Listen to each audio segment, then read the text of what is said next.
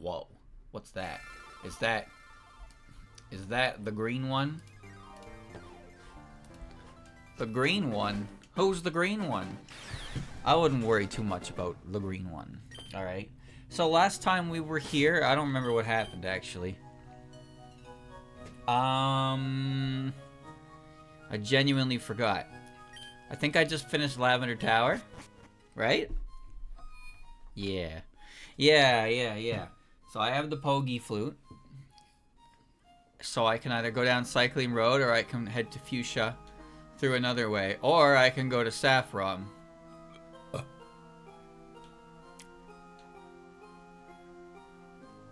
What should I do? Should I go to Saffron? I don't know what to do. I guess for now we can just head south. Why not? We'll head south for now until we get to the sleeping fat buck. You can have this TM. I don't need it anymore.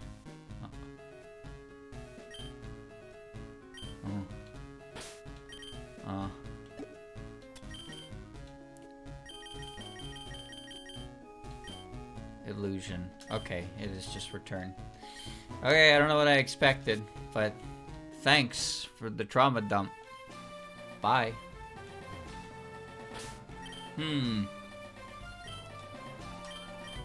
Yeah, are you ready to scum it up?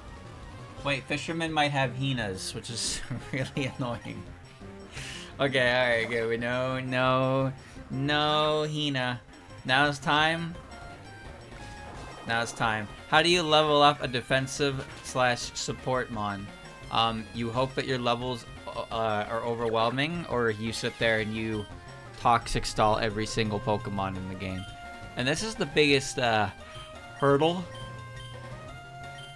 This is the biggest hurdle for using defensive Pokemon in story playthroughs. Is that as good as defensive Pokemon obviously are in battles, leveling these motherfuckers up is such a pain in the ass because you gotta sit here and play like a bitch. And for what? 200 EXP? But it's okay because the speed up button exists. Thank God for EXP share. Yeah, but like that's still slow. That's still slow as shit. Another Nitori. Come on down. You're the next contestant on The Price is Right.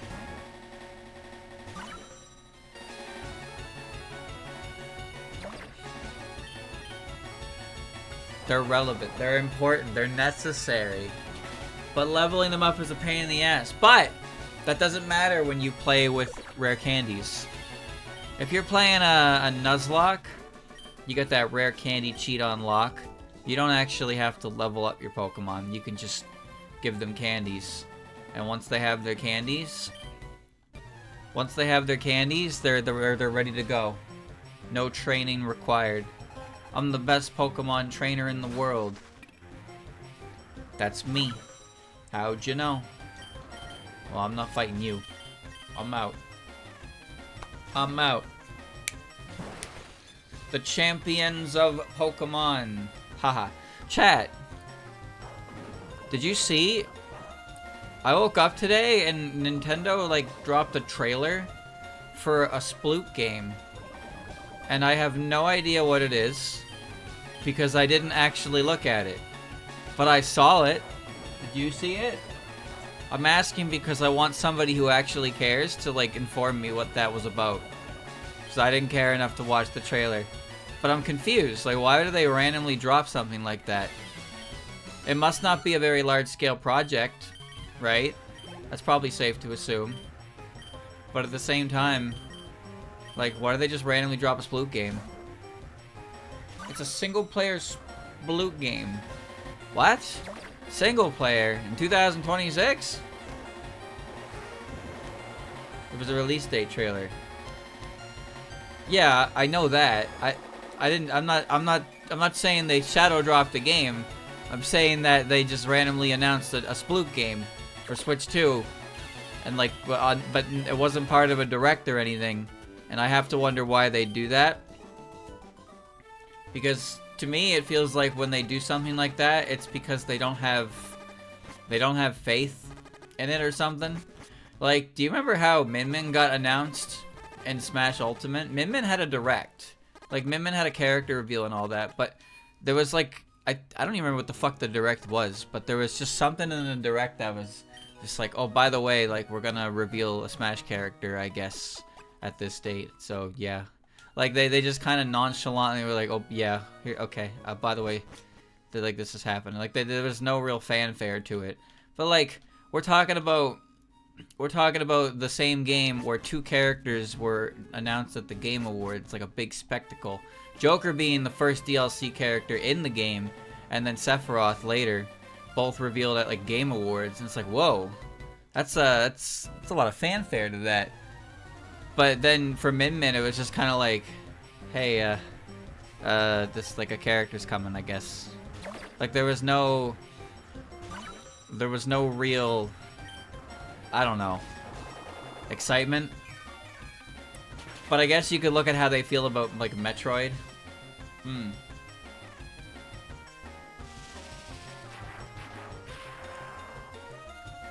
I think it just kind of shows they don't have faith in certain things. And when they don't have faith in it, they still announce it, but they don't put that much effort into really, like, you know?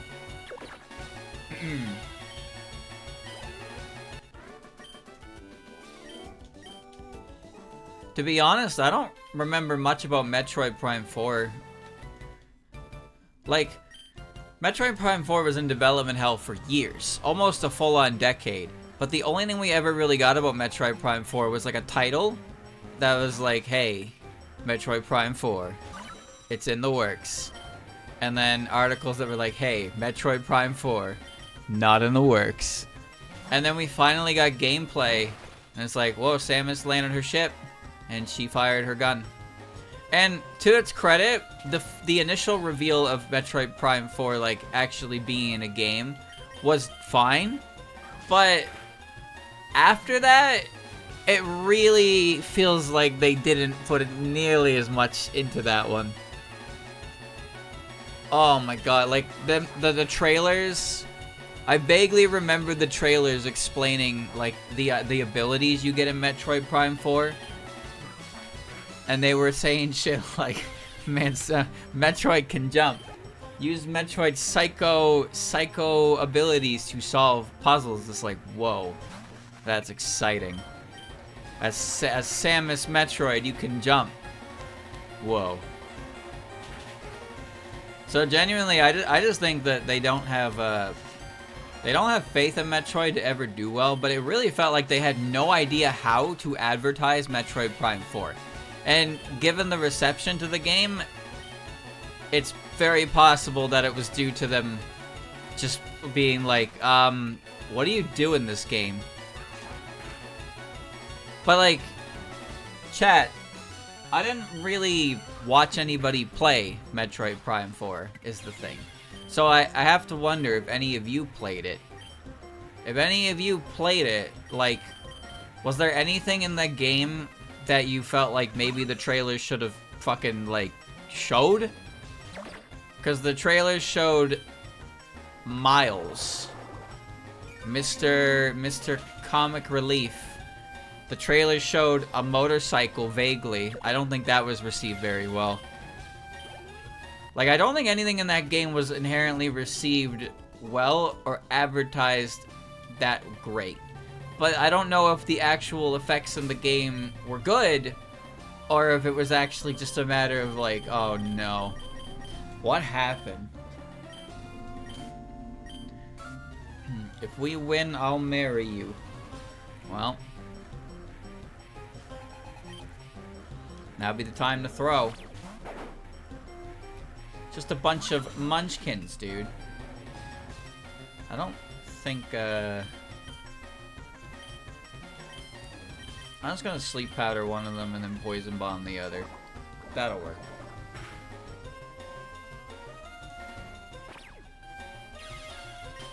I think it kind of sucks for Metroid fans because Metroid Dread was so good. Metroid Dread was such a good game, and then the follow-up, Metroid Prime 4. To be honest, I don't know if that game is inherently bad. Because to me, it feels like the general consensus is that the game is an astounding, like, it's okay out of 10. I don't think they actually know what makes Metroid Prime good. They've progressively gotten worse with each title. What do you count Other M? I'm curious because does Other M count as a Metroid Prime game? Does it? Or is that like its own standalone thing? I don't care if you personally consider it a fucking Metroid game. I'm asking if it's considered like a Prime game. Because as far as I know, the guy behind it made that game with the full intentions of it being what it is. So I have to assume that they don't, if that's the case, then they don't care about what makes Metroid Prime good. There's just this one guy who cares about what he wants Metroid to be. And if it's not that, well, use the flute? Yeah, sure. Prism. It's just a retelling of Metroid 1. Wait, really? Other M is a retelling of the NES Metroid? Really? I didn't know that. How could anybody know that?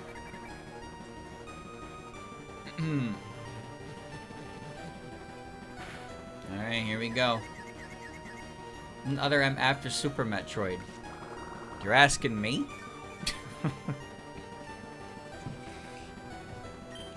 I don't know. I don't know anything about Metroid, dude. I don't really like Metroid. That ain't my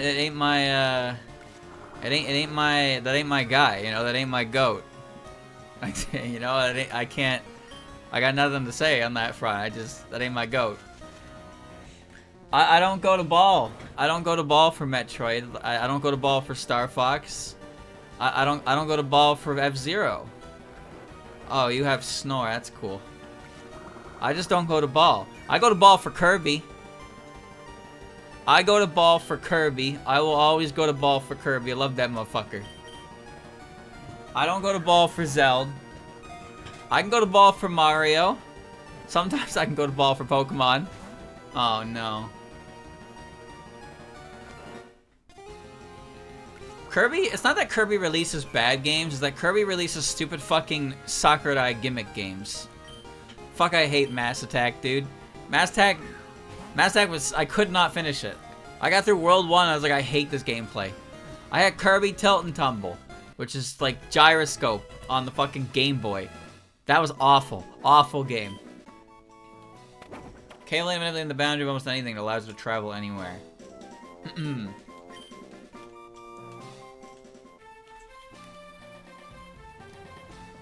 Where do you get the item finder in this fucking game? I think it's 50 species on the gate on the side of Fuchsia, right? Because I can get some leftovers. I'm pretty sure that's where it is. I have to get to Fuchsia. Quickest, most direct route, of course, being Cycling Road. But we're doing the walk. Let's just keep doing the walk. Yeah, if you didn't know, there's items hidden in spots where you find them with the item finder. And on both Snorlax spots, you can find leftovers. You get the Macho Brace, where Giovanni's standing, for some reason. In his gym when he leaves. I think there's something as well in where he's standing for, in the rocket base. I don't remember, though. And there's a PP Max on Island, too. If you catch a big Wriggle... What do you mean, Wriggle? I can't fucking pull Wriggles out of the goddamn ocean. They're Wriggles. I know honestly cares more about Famicom Detective than Metroid. Well, that's not really saying much because I already said that Nintendo doesn't fucking care about Metroid. I can't tell if the thing like Metroid is that everybody hates it, but there's one person with enough say that they keep like getting it made, or what? or if like people like it, but a small amount of people don't like it, and they always fucking sabotage it. I cannot tell what's going on in that company regarding that IP, but it certainly doesn't feel like they care about Metroid.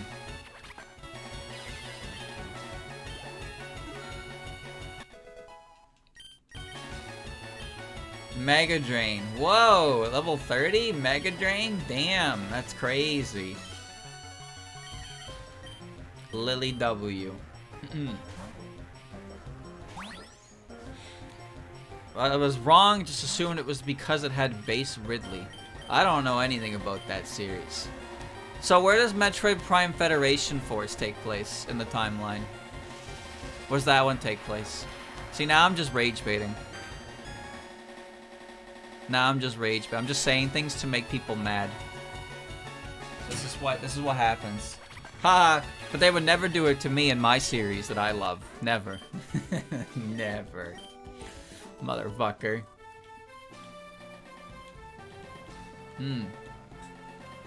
Where, oh where art thou? Where, oh where? Star Fox Adventures. Now, you want to talk about a series that Nintendo seems to just completely fuck up every time. That'd be Star Fox. Because the only time Star Fox has had a successful game is when it's copying the game that it initially was at the beginning. Star Fox is so weird like that. That shit has been like Star Fox is more, it's less Star Fox and more fucking Smash Brothers. You know that? Like, Fox and Falco, they're the main characters of Smash Brothers. Straight up. But like, when you look at their series, it's like, alright, you have Star Fox on the 64, Star Fox on the 3DS, and then Star Fox on the Wii. These are all the same game, by the way. The only reason the Wii U one fails is because it tried to force horrific motion controls. But every other Star Fox game that wasn't that, not a success. Searching for a red shard if you found one. I have one. You want to trade?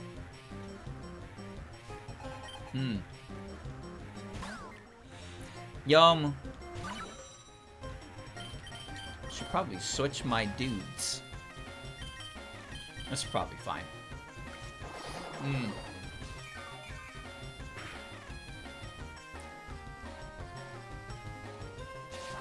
What is Star Fox doing? What's he up to? I haven't seen him since the Wii U. What's he doing up there? Fire Emblem's still going strong. Now there's a series.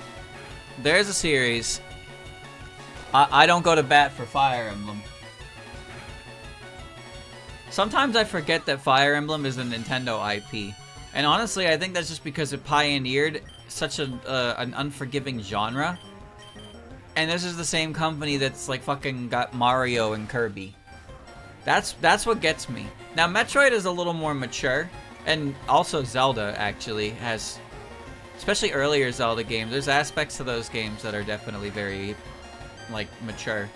But like Fire Emblem, I don't know if Fire Emblem was the first game to do the whole, you know, permadeath thing, but it's definitely the series to pioneer it.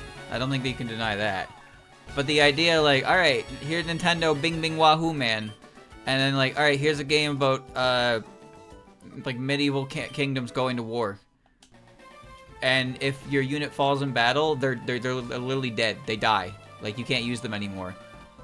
It's like, wow, that's tactics with like harsh punishments. Like, learn the value of human life, asshole. And like that was it. But that's a fucking Nintendo IP. And there's FE4. Well, FE4 and 5 are like, mainly 4 is the only one I'm aware of. But yeah, Fire Emblem 4's story is kind of ridiculous. I mean, you could get away with that.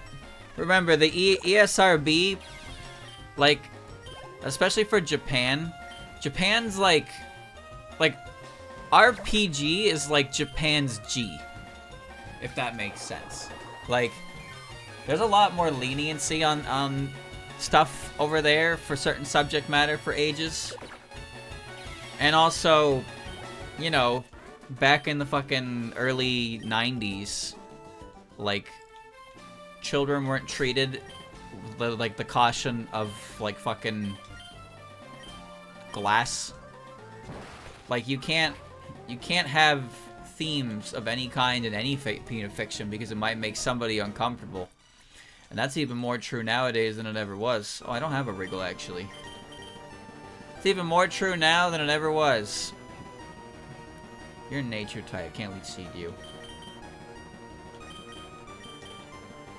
It's hard to broach on certain subjects because you might upset somebody. But, like, some pieces of fiction and media have approached the, well, some real subject matter that's really uncomfortable. But the tolerance for that is a lot lower. That's actually perfect that you click fake out, because now I'm gonna encore you into it. Okay, I can encore you to that too. Alright. Well, Dragon Quest is goofy in its design, right? It's Akira Toriyama's creature designs, and, you know, it's nothing really scary. I don't know about the subject matter of Dragon Quest, but visually speaking, I don't think anything about that strikes me as anything worse than, like, you know, PG. It's goofy. Okay, I didn't really need that crit, but that's alright. Alright, normal board. But FE4, I don't even know the full story of FE4. I'm aware of a couple points of it that are, like, frankly depressing. But even in general, like, Fire Emblem's story is often about war. I know the plot of, like, Book 3, which is a direct follow-up to Book 1. How it's, like, one of Marth's allies, I guess he fell in love with the woman and the woman didn't reciprocate, and then he fell to darkness, and it became the new... I think it was, he fell in love with the... What's his name? He's the blonde guy. I think his name started with a C. I'm not talking about Marth's, like, wife, Sita, or whatever the fuck her name is. It was a woman who was in love with, I think his name was Camus. That was it. I want to say Caius. Like, she loved Camus, and Camus supposedly passed, like, he died in war. And Hardin was in love with her, but she didn't reciprocate. And he fell to darkness and became a tyrant, and Marth had to put down... Then Marth had to go to war to put down his old war buddy. And it's like, oh... And it's like, these are compelling stories. I think these are compelling stories and compelling characters. I do. I really think that. Not every Fire Emblem character has a good reason for going to war, mind you, but... That's what makes it cool. See, I'm interested in Fire Emblem from a story perspective. I really am. I've wanted to, like, experience Fire Emblem stories for quite a long while, but I'm not good at the gameplay. And I've never really buckled down to, like, get good at it, you know? Now, I'll probably do it on stream at some point. With, like, something that's easy to get into. But genuinely, I'm very interested in Fire Emblem. I will say, though, I'm not very interested in anything after Fates. I played Awakening. Awakening was the only Fire Emblem game I really... Well, I mean, I played Fates. I beat Awakening and I've beaten Fates, and I like them. I like Awakening more. I almost finished Shadows of Valentia. Didn't finish it because swamps in the end game were making me not want to play anymore. I played Three Houses and I burned myself out on grinding supports, so I didn't get to experience that one properly. I had no interest in whatever came after that, and I have no interest in whatever's coming out after that as well. So, yeah. So it's like my interest in Fire Emblem kind of dwindles, but I'm very interested in the older Fire Emblems. But I'm afraid of Fire Emblem 4 because Fire Emblem 4, from what I understand, some of those fucking maps can take hours. They're so big. And it's like, if you don't know what's going on or what you're doing, and you fuck up, and you gotta do the whole map over again, I don't think I could do that. I had that problem in Awakening where I'd lose a unit and I'd have to restart the whole map because I didn't want to lose the unit. But those maps didn't take fucking hours. Like, they just didn't take that long. If I played FE4 and I lost a unit 3.5 hours into a map, I don't think I would play Fire Emblem 4 anymore. I just don't think I would. I wouldn't be able to handle that. But, like I said, I'm really interested in, the story aspect. But I also tried to watch somebody play through them before. And I've only successfully seen a playthrough of Fire Emblem 1 and Fire Emblem 3. That's why I'm familiar with what happens in those. And I'm not talking about Shadow Dragon or a new Mystery of the Emblem. I'm talking specifically about the fucking Famicom one. The original Famicom one I watched a full playthrough of. There are so many characters in that game that have identical portraits. Like Barst and the boys, you get 5 fucking guys that all have like the same portrait art as Barst, and it's just like, who are these people? They're your expendable fighters. And I watched a playthrough of FE3, which is why I'm aware of like some things about that one. Kutso.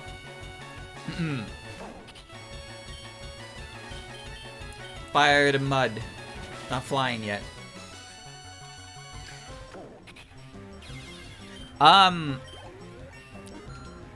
There was a certain archetype of weapon in the original Fire Emblems.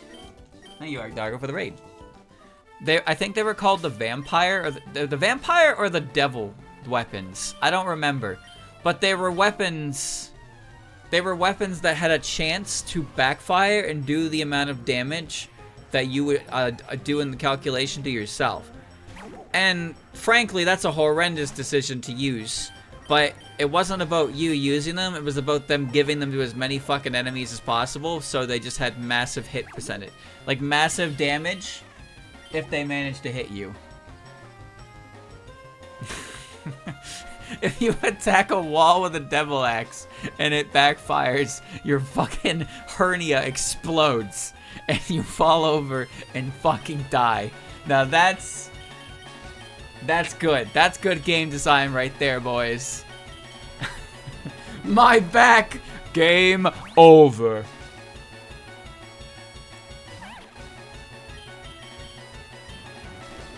No, we were so close. What happened? Well, I mean, Hector took a swing at this wall, and he was going to do a lot of damage to that wall, but then the Devil Axe said, no you, and did it to him instead. And then he crumbled like a bunch of poorly constructed bricks. Ah! It'll probably come at some point, chat. It'll probably come at some point. Like I said, I think it is kind of weird though. Like, I think it's just because I burned myself out while trying to play Three Houses. But I genuinely am not very interested in whatever the one that came out after that was. I think it probably because the main character. The main character looked awful to me. And also, call it what you want, but I'm not really big on the whole, like, wow, summon past heroes from other games. Anyway, here's all the popular characters from the last 20 years of Fire Emblem. And when I say popular characters, ooh, I mean popular characters. I'm not really big on that. At least, like, Awakening had this card system where you could summon heroes that were, like, you know, they were characters from previous games, but they had quite a number of them, which I thought was fascinating. They weren't anything special. Some of them were, but most of them, they were just kind of neat. Some of them did have specials, of course, because, you know, the big dogs did have special art ones. But it just seems like, I guess you could blame Fire Emblem Heroes. Who knows how much longer that'll go on for. But I don't really like the, and you know, I'm saying this as a fucking Pokemon fan, so, you know, pot and kettle and all that. But I didn't really vibe with the mechanic, the idea, like, wow, look at these rings, you can summon Marth. Wow, the Smash guy, you can summon Roy. Wow, the Smash guy, you can summon Ike. Wow, the Smash guy, you can summon Lyn. She's in Smash. You can summon protagonists from a couple games that people don't shut up about being the best games ever created in the series. And anyone else? Who else do you need? Who else do you really need? Come on. What happens if you don't really like those characters? Well, sometimes those characters are kind of bland. I guess in my opinion, some of them are kind of bland. I was pretty big on Ephraim. I thought Ephraim was cool. I never finished Sacred Stones, but Ephraim's personality rubbed me the right way. That motherfucker was confident. He was cool. I like the early lines. Like, you can really tell with that guy. He's like, I don't pick fights that I can't win. I was like, damn, this guy's fucking cool. Bro straight up said, like, I'm picking a fight with you, but it's because I know I can beat your ass. I was like, damn, he got it. I thought Ephraim was really cool. Also, he's like the only lord I can think of that uses a spear. Now, I know Hector is a lord and he's an axe fighter, but like Ephraim uses, he's kind of like a unique class of soldier. Most of the lords are just sword masters. Well, not even sword masters, but just swordsmen in general. Dimitri? Who's Dimitri? I don't know Dimitri.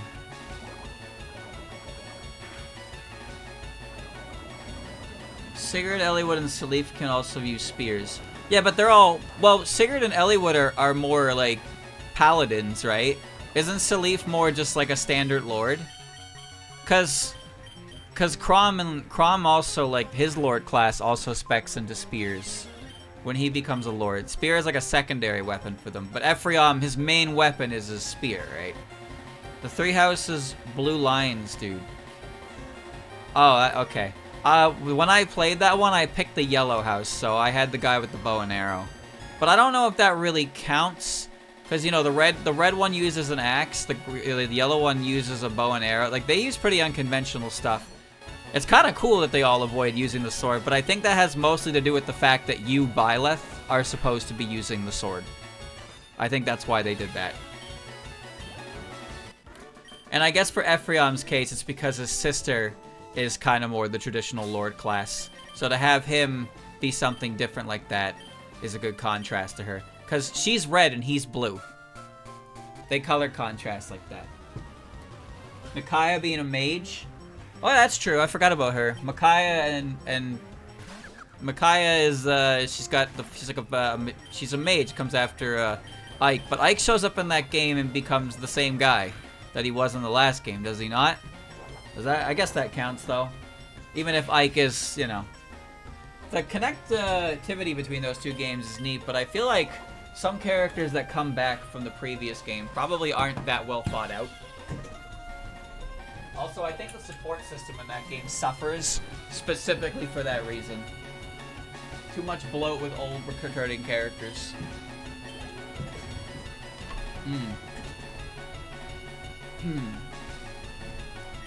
Celica. Who's Celica? She's from Valentia, right? She's from Valentia, right? Because that's Alm and Celica from the second game. Because Marth uses a rapier. Like, rapier is the special weapon of the lords, right? It's a sword that does bonus damage to armors. And it's basically a unique weapon to the lord class. But Marth has that, and Marth's the main character. Like, Marth's the main character of the first game, right? Alm and Celica are both main characters because they have two different plot lines with different character sets, so those count. P10 doesn't have classical supports at all is the issue.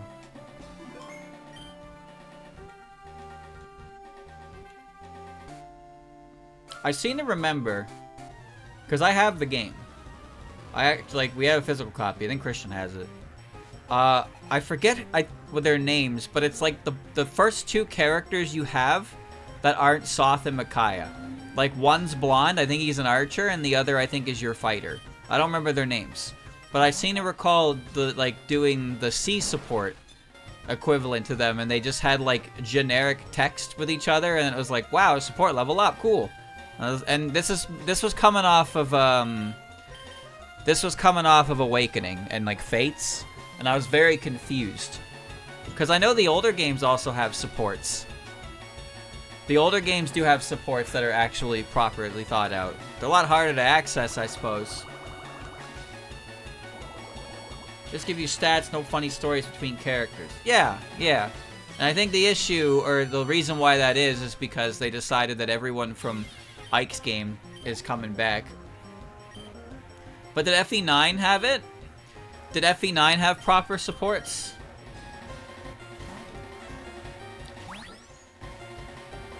I like Ike. I think Ike is cool. I'd like to see Ike's game. Play New Mystery of the Emblem. They throw 4 characters at you every chapter all the way to the end. The cast comes so low that characters given to you after the mid-game are called free silver weapons. I don't know anything about New Mystery of the Emblem, but I do know of a character. Her name is Clarissa. Or Clarissa, I can't remember actually. She's friends with Katarina, and she's an archer. I think she's a boss enemy. You don't actually get to use her. I liked her in Heroes. I thought she was neat. But I don't think you could actually get to use her. New Mystery of the Emblem is, yeah, it's basically the Shadow Dragon of the third game, because the third game is Mystery of the Emblem. So, you know, right itself. That game never localized. Shadow Dragon localized. Shadow Dragon was 11. Shadow Dragon was not a very well-received game. New Mystery of the Emblem, the next game, was a remake of 3, and then Awakening was like, well, if this doesn't sell, I guess Fire Emblem is dead forever. With an avatar. Can you use the avatar, or is it like Mark? I think that's his name. I had no idea that, like, FE7 had a tactician in the game, but you're just kind of an unnamed dude. Whereas, like, because, again, Awakening was my first real Fire Emblem game. So, Robin was the player character, but he was also a character in his own right. And he was a unique character at that.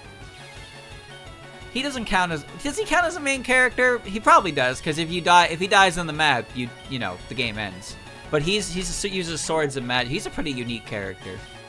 I think Robin is a very unique character. I would say he counts as a main character. He's more interesting than Corrin, but I don't know. I think what it is because Robin has a clear role in the army as the tactician. I know you, the player, are the tactician and you are controlling Robin, but Robin is a character that you can like actually associate to as their own character in the universe. You don't have to put yourself in their shoes. You can just let that character exist and follow their story. And I think the supports do a pretty decent job reflecting that because a lot of his supports are related to, you know, the tactician job. I don't remember Corrin's supports, but I feel like Corrin as a character is kind of...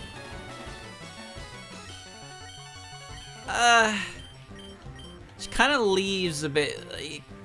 She kind of leaves a bit wanting, I suppose. Like... I don't remember her supports as the problem.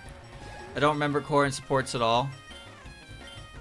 But I'm not sure what kind of character Corrin has outside of what you kind of put into their shoes. Where Robin, I think, does a very good job standing out as their own character. That almost killed. Mystery of the Emblem, Mystery Avatar, you have to train them for 8 chapters. Made specifically for them, and they get so many level ups. Well, that's fine. I'm okay with the game being easy. I'm there for the story.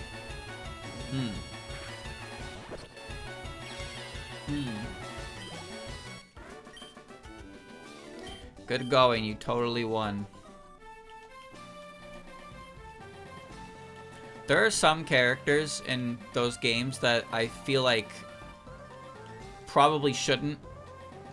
Okay, I don't know how to best phrase this. So basically, every character in the game can be S-supported with Corrin from the opposite gender, with 2 exceptions. Niles and what's her name? Rajat. Those can be S-supported with same gender. because of course they can. But there are some characters that I don't think you should. You know, Keaton's kid, Selkie. I thought she was neat. I thought she was cute. I was getting S supports for the log. I was just getting S supports. I didn't like that one. I don't remember the S support itself, but something about Selkie's personality just seemed like it probably shouldn't go anywhere romantically. So I was like, no, I'm good. Now, I liked Valoria. I thought Valoria was a lot better. I think there was something about Selkie that was just too innocent. There was something about her that didn't feel like it was really, the romantic conversation wasn't really, like, on the same level between the two characters. And I was like, okay. Like, she's cute, but, like, well, I just, it doesn't work. Right, Keaton's the wolf dude. Keaton is the wolf dude. Caden is the fox. I mixed them up. I thought his name was Keaton. I think that's because of Majora's Mask.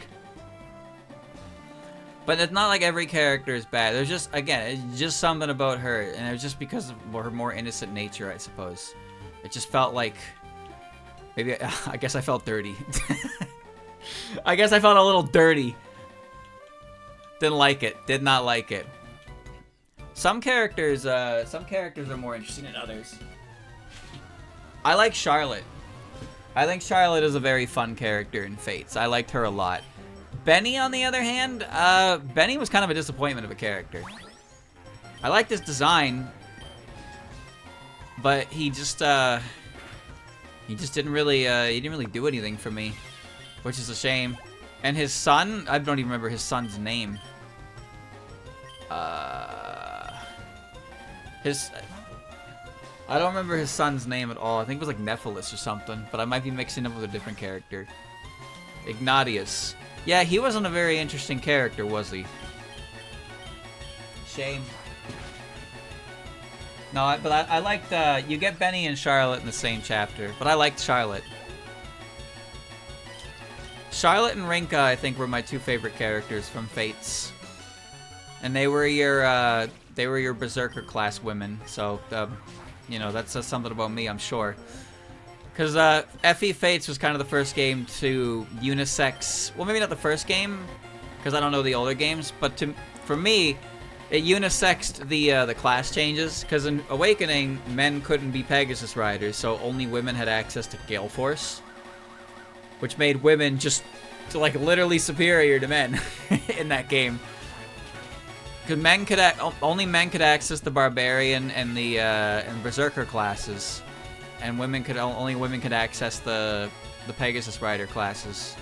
And they made it so everybody could access everything in the next game.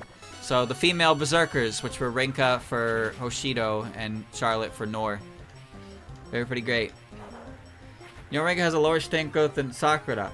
I didn't know she had a lower strength growth than Sakura, but I did know that her strength cap was like 37 or something. Her strength cap is actually really fucking bad for her character class. Rinka's 25% strength growth. That's annoying. Because Hinata's right there, and he's trying to be a sword master, and that motherfucker has, like... That motherfucker only has growth in defense. He's got no growth in speed at all. Fuck, I don't like that guy. I like Oboro because she has a smug face. Hinata, though? That guy was so fucking generic. Fuck that guy. Piece of shit. I'm throwing bombs. I thought she was neat. When you have a lot of characters, you can't expect all of them to hit. You can't. You can't. I remember Dorcas from the little time I played FE7. And Dorcas is just like basically a generic axe wielder you get on your team. But he joined you because he needed to pay for his wife's medicine. I was like, wait, this guy's the guy. This guy's the guy.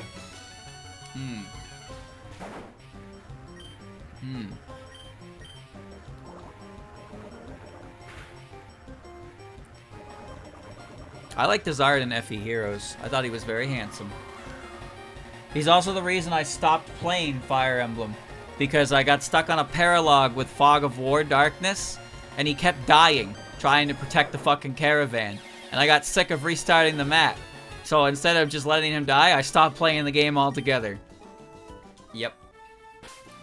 Yep. Is that bad? No. No, that's not bad. No, that's pretty bad, actually. Well, what are we doing here? That's pretty bad. I don't like losing units. No, I was playing Sacred Stones before as well. I stopped playing Sacred Stones originally because I got to the chapter with Amelia, because I liked the concept of Amelia because I thought she was really funny. Because I first found out about her from Fire Emblem Heroes, and I was like, why is there a little girl in like massive armor? It's like, that's Amelia. She's just a girl, and she's an armor unit. And I was like, what? That's funny.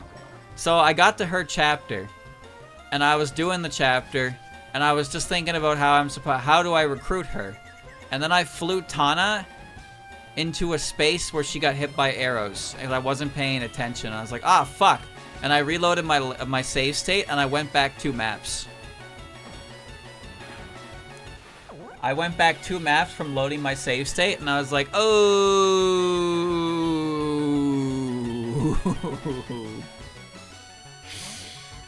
Should've just restarted the game, buddy. So I made a big mistake there. I don't remember how far along in the game that was, but I definitely had made some progress. But yeah, I was not focused. I was just like, oh, I'll put Tana over water to try and get to the, because I think the map was kind of like a crescent moon shape. I was like, I'll throw her over the water so I can kind of get her closer. And then an archer took a shot at her and killed her, and I was like, no, let's not have that happen. Sonic Boom. Powerful shockwave that may lower special defense. Wait, that's actually kind of... It's actually kind of good. I can get Fake Out back later. I should have paid more attention, but I guess I underestimated the archer's range. There's a lot of aspects to just paying attention to the map that I wasn't doing. Because again, specifically in that map, my priority at that point was like, how exactly do I recruit this character? That's all I was thinking about. I wasn't paying attention to the enemy ranges and what exactly those enemy ranges even meant. And then it's like, oh, here comes a fucking archer. Oops.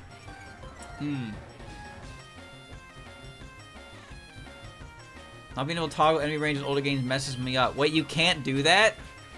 You can't? I thought you could. Can't you click a button and just make the whole fucking screen light up that tells you if you're in a danger zone? I mean, if I fucked that up, that would explain a lot, wouldn't it? Radiant Dawn hard mode disables enemy range entirely, forcing you to count.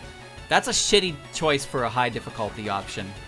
Because that's just inconvenient to the player. That's not difficult, that's just annoying. That is very poorly constructed difficulty. Removing features from the player, that's not the kind of difficulty. No, that's not good difficulty. That's bad difficulty. Here, let's play hard mode. I took your hand. You can only play the game with one hand on the controller at any given time. That's not fucking difficult, that's annoying. Hard mode turns off weapon triangle. Is that... I mean, isn't that kind of like a... Doesn't that go both ways? Doesn't that go both ways? I guess the issue comes from the fact that a lot of early game enemies in Fire Emblem games are axe wielders, and a lot of your early game users are swords, which naturally have advantage, so you perform better. I think it's probably faster if I run to Fuchsia at this point. We'll just keep going then. I never really thought about that, but yeah, I suppose... Well, what about... I don't remember how I don't remember Ephraim having trouble getting levels early game. I wonder why. Maybe the map design is different, and there's different enemies, specifically because he's got a spear? I don't remember. Dawn Brigade is a bunch of scrubs who don't pull their weight. Well, that's mean.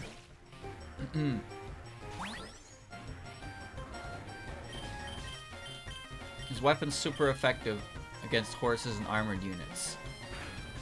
Wait, so Ephraim had a built-in beast killer? He had a built-in beast killer and like fucking... I don't even know what you call...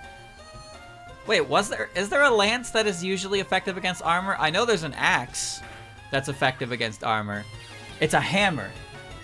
That shit mad funny. You swing a hammer at somebody and you bust them.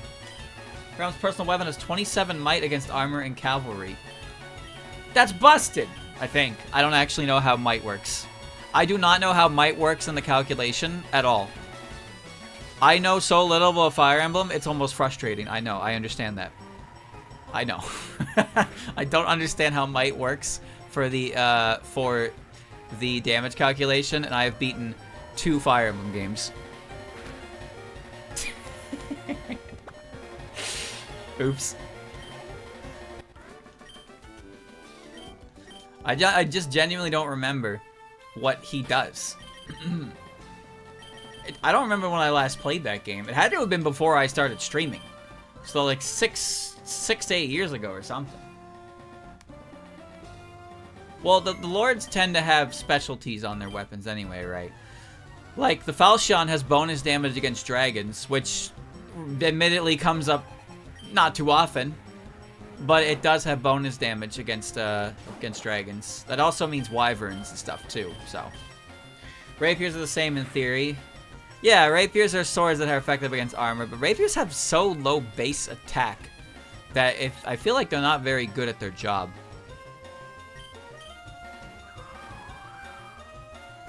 It's like the equivalent of, I will defeat him because my speed is superior, when you're facing like an 8-foot juggernaut of a human being. It's like, he'll never hit me. Never. Okay. Yeah, I found that, like...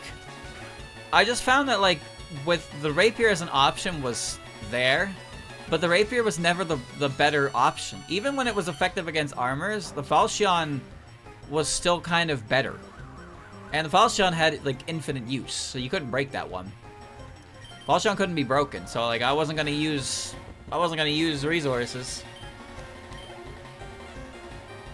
God, I hate weapon durability, dude. I hate weapon durability because I can't micromanage it. I'm terrible at micromanaging it.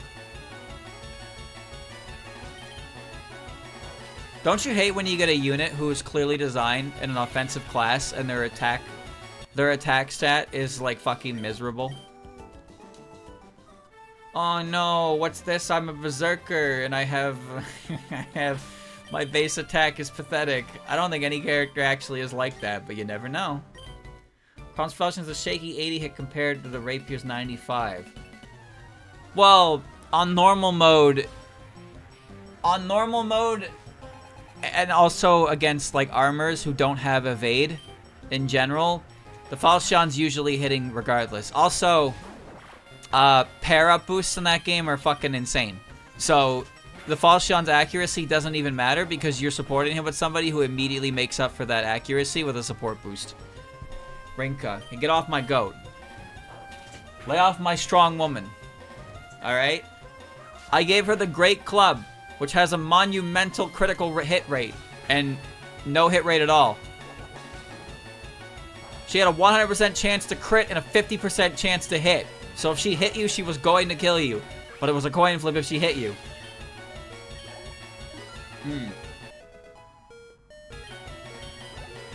Faye in FE6 has one weapon.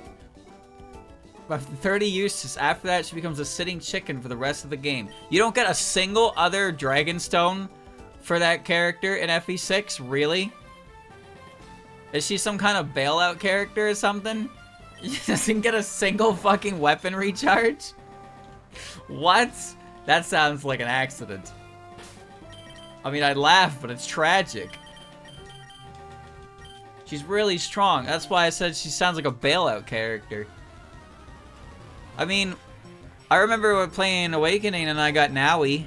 And now he's like, I can turn to a dragon. I was like, how good's that? And then she turned to a fucking dragon. And I was like, oh, that's really good.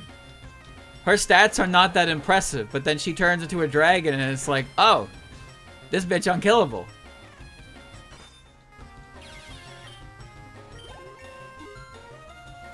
The Rabbit Girl was not nearly as good as that. That's for sure. The Rabbit Girl could fall. Naui, it took some fucking effort to make her fall. That motherfucker was sturdy. I know, the stones are what give them the stat boosts, because they're turning them into the dragons. That's why their base stats aren't that impressive to look at. But I'd never seen a character like that before. I had her and Gregor, and I was like, oh, Gregor seems like reasonable. I was like, do I have to like, wait, what the fuck is that? What's this? Bonica on par with the Makai Mirage sometimes roosts in the forest here. What do you mean forest?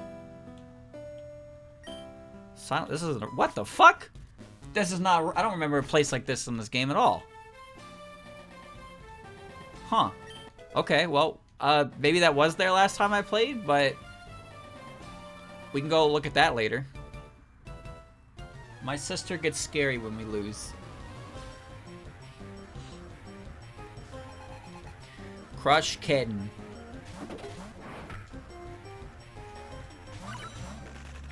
Ooh, didn't consider this one.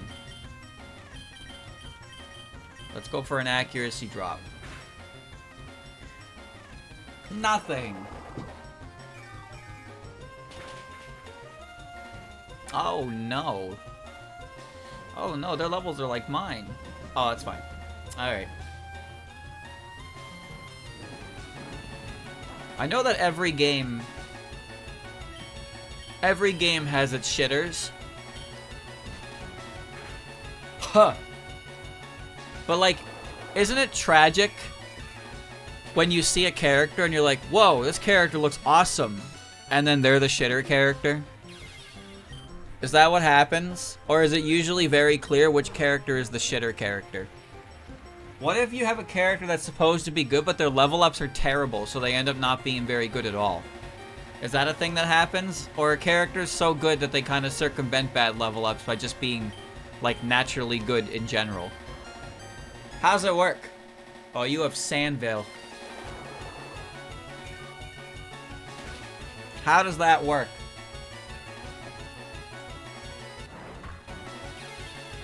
Amelia's full meme of how bad she is and how people will tell you she's actually good. I don't know who Amelia is.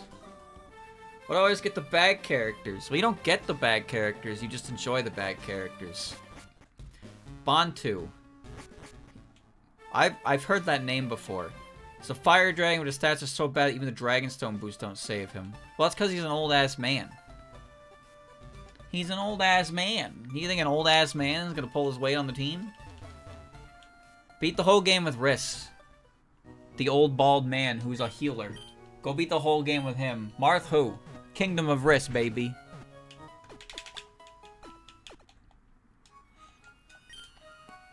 In Fates, I liked Felicity, and I tried to use her for a while, but I just found that it's really difficult to do so, actually. I get that the maids and, like, the ninjas are supposed to use shurikens for debuffs, but, like, man, she was not doing anything at a certain point, and it's like, man, why are you still on the team? Are you here for moral support or something?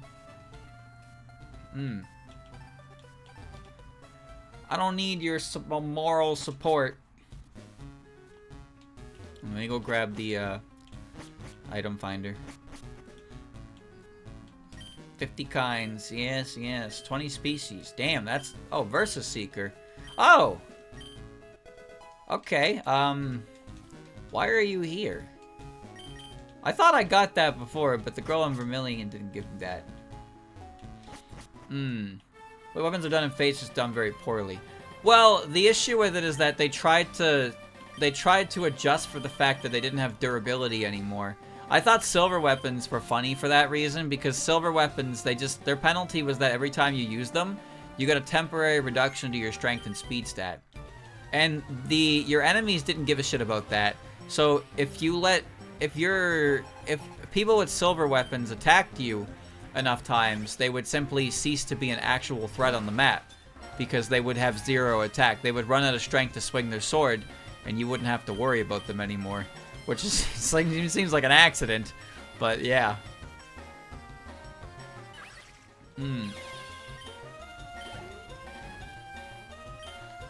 Gonna keep cutting. You're only running around with an infinite use 1-2 range sword that gives him plus 10 speed and no drawbacks. Yeah, but he's like the big boss character, right? Isn't he supposed to have a broken weapon? Also, putting a usage amount on legendary weapons, isn't that kind of fucked up? They're legendary for a reason, are they not?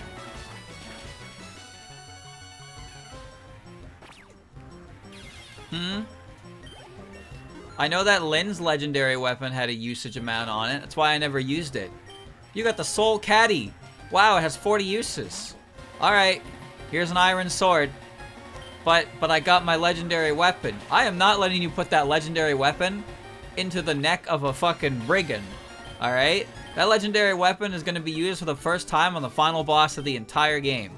Alright? Because I don't know if I'm going to need 40 swings of this weapon, but you bet your ass I ain't going to need it right here. And therein lies the problem. Now you see the problem. When you put a finite amount of uses on something, in any capacity in any game, I, the player, am just never going to use it because I might need it later. This applies for everything. If it's limited, I don't use it because I might need it later. The legendary weapon lets me kill in 2 hits instead of 3. I'm using it. And that's why you don't have a Soul Caddy to hit the final boss with. Alright? And that's why I have a Soul Caddy to hit the final boss with 40 times. The difference between me and you, right now, is that you actually got to the final boss. I didn't. I didn't get there. Silver Sword is a straight upgrade. Then what's the point of a legendary weapon having durability? There's no point in giving it durability if it's outclassed by a common sword.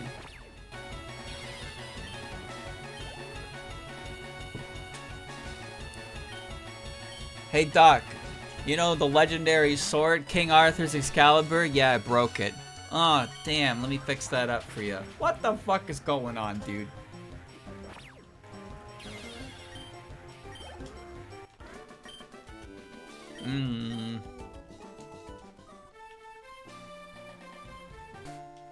Well, we're just gonna keep walking. We're almost done this route. Been a fucking hour, but, you know, that's Pokemon, baby. I activate the Binding Blade. The Falchion said to slay the evil dark dragon Grima. Broke. Now what?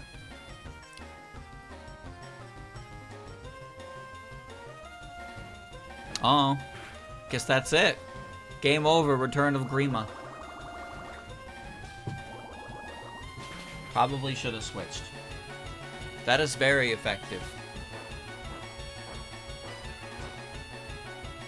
Game over. Activate the legendary Phoenix mode. Chat, did any other game have Phoenix mode, or is that a Fates only thing? Casual mode is great, but Phoenix mode is funny. Because Phoenix mode is casual mode, but you motherfuckers come back on the same map. Like, damn, man. You want an ultra casual experience? You got it right there. You still lose if a main character dies.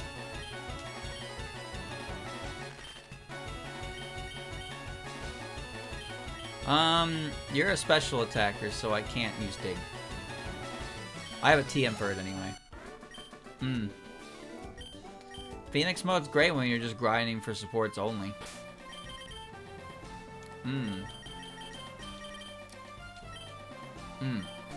Had to use Phoenix Mode my first time playing Conquest. I used Phoenix Mode for every time I played the game. I think. Probably. I think I probably did it because I didn't care. But I was more interested in supports. Either that or casual. The only time I played on Classic was when I did my first playthrough of Awakening. That's where a lot of my headaches came from because units kept dying and I got tired of fucking restarting the game. So I was like, I'm not doing Classic ever again. I'm not doing Classic ever again. Fuck that.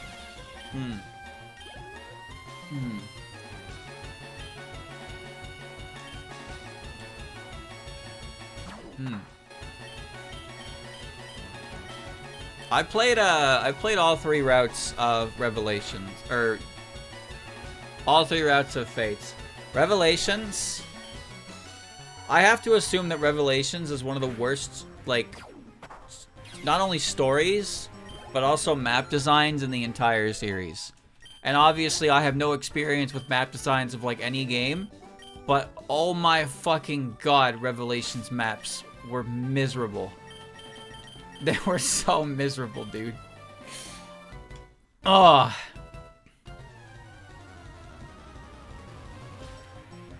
There was one map I remember because it was used in Revelations, but it was also used in a different route as well. I think it was used in the Birthright route. It's like a Hoshido Valley where I think you get Tsubaki in that chapter. And it's supposed to be like, hey, look, Pegasus can go over all kinds of terrain. But the actual map itself is just like 1x1 bridge, 2x2 island, and it's just that. It's like a shitty fucking canyon where you can't walk. So it's just like a massive hallway simulator. The Wind Tribe, yeah, that's the one. And you have to do that map in the Revelations route as well for some godforsaken reason. Like, why did that map get used again?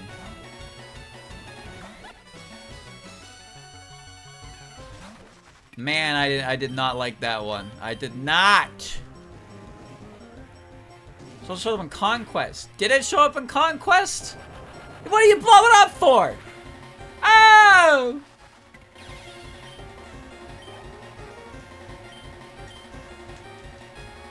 Alright. I never play it on higher difficulties. I sound like a broken record. Oh, right, yeah. But yeah, the most basic experience was all I was looking for. I only played Fates because I liked Awakening, and I don't think I liked Fates enough to really want to keep playing too much. But here I am talking about like, man, I want to see the story of the previous game. You see the problem I have? I'm like one of those fans where it's like, man, like I'm like this with Resident Evil actually. I like Resident Evil. I like Resident Evil lore. I'm into Resident Evil. What Resident Evil games have I played? Not a single one of the ones with tank controls. Not even a single one. I've only played the third-person shooters. And even then, I didn't even play all of them. I've played RE4, 5, 6, Operation Raccoon City, Revelations, and I think that's it. There's probably one. I'll have the rail shooters, the light gun games, Umbrella Chronicles and Darkside Chronicles. Okay, the previous games were actually good, but you're saying that like the Resident Evil games weren't good, but they were. It's just that tank controls are so divisive. If those games weren't good, I played Silent Hill. I think I played with the analog versions though. I played Silent Hill 2 and 3. I like those games a lot. But I don't think I'd ever want to play Resident Evil. And it might just be because I've seen those games played so many times in my life that I don't feel like I need to play them for any reason. I know that's weird to say, but like genuinely I've watched somebody run through the RE1 remake mansion so many times that like I feel like I would get literally nothing out of playing the game myself. In fact, I would come to appreciate the game less just by playing it myself. Huge Earthbound fan, excited to play game for the first time. I don't know enough about Earthbound to understand what that means. What is it about Earthbound that would lead somebody to be so into it without ever actually experiencing it? Because I played Earthbound, and I quit Earthbound. I quit Earthbound around Master Belch because I was so fucking sick of exploding trees and UFOs shooting me with beams that caused nighttime stuffiness. I was like, this game is so fucking obnoxious. And then I finally beat Master Belch and was like, you know what? I'm done. And then I stopped playing the game. I don't care how fucking quirked up that game was. It was annoying as shit to play. I've seen the game in its entirety. I watched Vinny play it. But like, fuck man, that game pissed me off.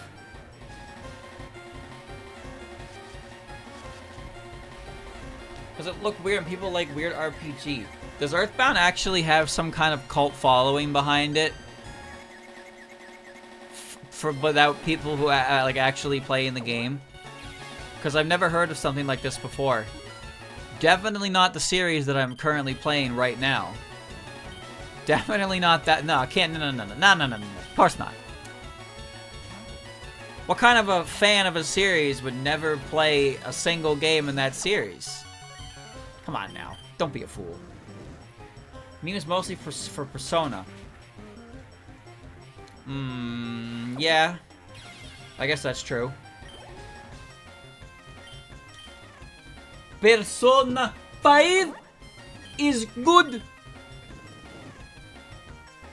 I played that game all those years ago.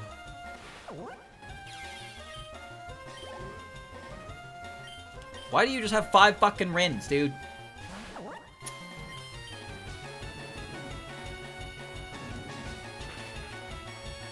Some people get into series not because they actually give a shit about the series, but because they just want to join some form of social circle.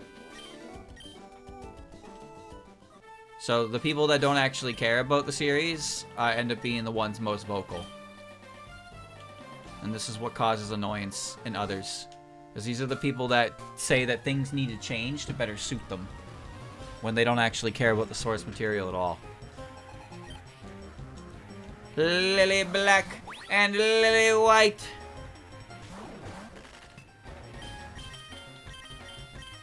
Who do I slap? Slap you. I hope I slapped the right one. Okay. If I had known that wouldn't have killed, I'd double tap. Okay, never mind. Persona should stop being an RPG altogether. Oh, man. Written by someone who's never played a Persona game. That's about how that goes. This is why they tell you not to interact with fandoms. It's very, very relevant why they tell you not to do this. Don't do it. It's a trap. You'll just make yourself frustrated for no good reason. Makai Mirages are the legendary Bonica. Oh, cool.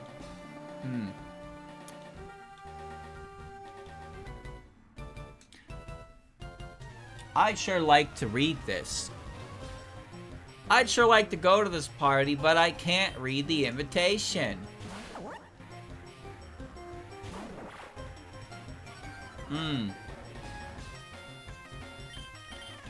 A real ass Rin. Ooh, nice crit. Ooh. Things should... Instead of getting into things that interest you, things should change to suit my interests. This is the mindset that some people have. This is the mindset that is frustrating. Nina! Nina is like... Nina kind of the worst fucking thing in the game for my team, huh? I don't have anything to hit her super effectively, and half my team seems to be weak to poison. She probably has Levitate, too. Oh boy, here we go. Let's go play a Wario game. You guys like Wario? Screech into icy wind. Yeah, huh?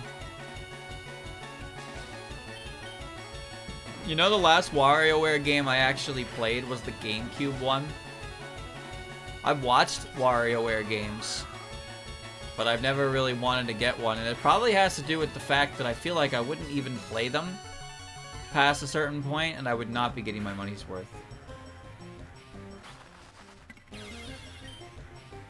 Some of them are victims to gimmicks.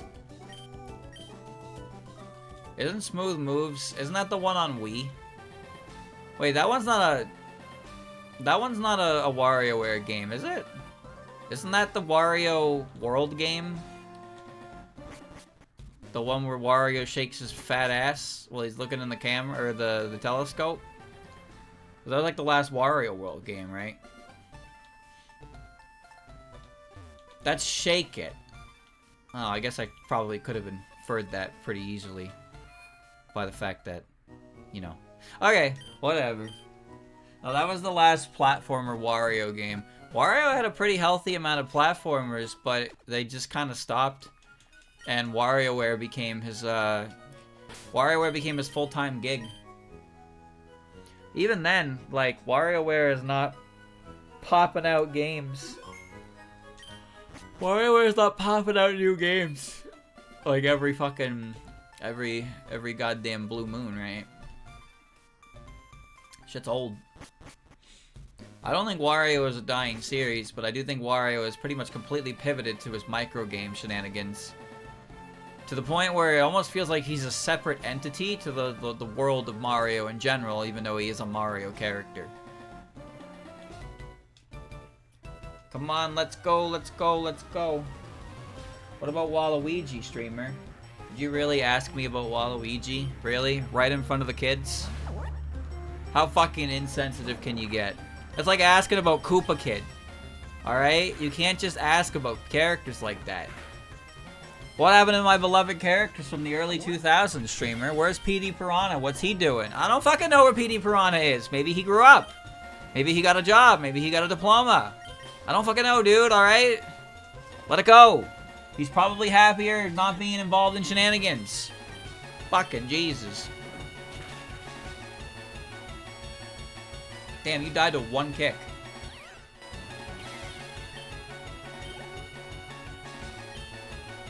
Quaishi. This guy's whole team is getting kicked. Slap! Watch your tone. Oh, you're alive. Oh, okay. There's probably more examples. Do you have any examples, chat, of like Mario characters that were prevalent that we haven't seen for a long time? Toadsworth is another one. Toadsworth was a prevalent Mario character who eventually just kind of disappeared. I'm gonna focus energy for that. He's gone. He was in the Mario RPG games. He's in Mario Party 7. Like, he was around. He was also in Thousand Year Door. He stopped. PD Piranha was a recurring character for a little bit as well. He debuted in Sunshine. He was in Strikers Charged. He was in Mario Golf Toadstool Tour. He was in Mario Kart Double Dash. Like, PD Piranha was a pretty go-to character. I mean, he was in Smash Bros. As well, and he is still in Smash Bros. In the form of Product Plant's Final Smash. King K. Rool count? Not really. But he came back in Ultimate. So, he did come back in Ultimate. He was also in Super Sluggers, was he not? Was he not in Super Sluggers? And also, well, it's a spoiler, but... well, now that I said it, I don't want to say anymore. I ain't saying nothing. Tell the doctor to go suck a lemon. My lips are sealed. I'm trying to think of like Mario enemies that were weirdly like prominent in an earlier era that have now like completely disappeared. Mr. Eyesore is gone. Mr. Eyesore was a pretty recurring character. He was in Mario Party for quite a number of things. He debuted in Mario 64. I don't think he ever showed up in anything but Mario 64, to be honest with you. But yeah, that dude, the big fucking eyeball, they got rid of him. Probably for the best. I would say it's probably for the best they got rid of the big fucking eyeball. Cataquax? Ah! I don't know about Cataquax. He's playable in MK World. Okay, well there you go. Cataquax were in Galaxy a little bit. They debuted in Sunshine. They were on Peach Beach. I think they're just kind of weird enemies. They're not really at the same level of, like... They're not really in the same level because, like, the other examples, like Toadsworth, he was showing up a lot. And Petey was a recurring playable character in spin-off games, right? Like, Petey was showing up as a playable character. You know there are some enemies in Mario, New Super Mario Bros. That showed up that never appeared, like, again? Like, fucking, there's, like, this enemy in World 6, I think, that's like a snail with a spike on its face. I don't think that motherfucker is in anything. There's the boxing glove ghost, which I don't think appeared in much of anything at all, either. Petey was in the new Mario Tennis game. Was he? Piantissimo? I don't think Piantissimo counts because Piantissimo was pretty much exclusive to Mario Sunshine. He was like he was a Mario Sunshine character. Now Mario Sunshine had a lot of weird designs for different like characters, but Mario Sunshine also didn't have Goombas. Mario Sunshine had Stomp and Stews. Like Koopas were in the game. The electric shelled turtles, those were Koopa Troopas. Boos were in the game, but there were no Goombas in Mario Sunshine. They were replaced by Stomp and Stew, and I actually don't know if Stomp and Stew appeared in much else. That guy just kind of like... frankly, I don't know why they just made a whole new character to be a Goomba, when the Goomba was right there being a Goomba. Let's go to Mario U. Yeah, but that's the same game. I mean, it's not the same game, but it's basically the same game. Piantissimo's model is the same. Yes, it's the model. The model that they use for Piantissimo is the one they use for the Running Man in OOT and Majora's Mask. That doesn't mean he's a Zelda character.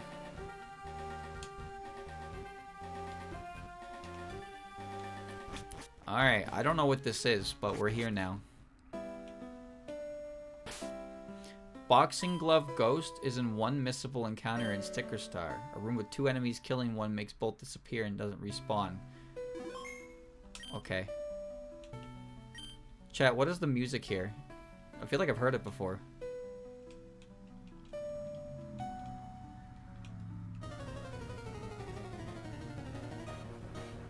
Sunny? They said legendary fucking Bonica appear in here and I ran into a Sunny Milk.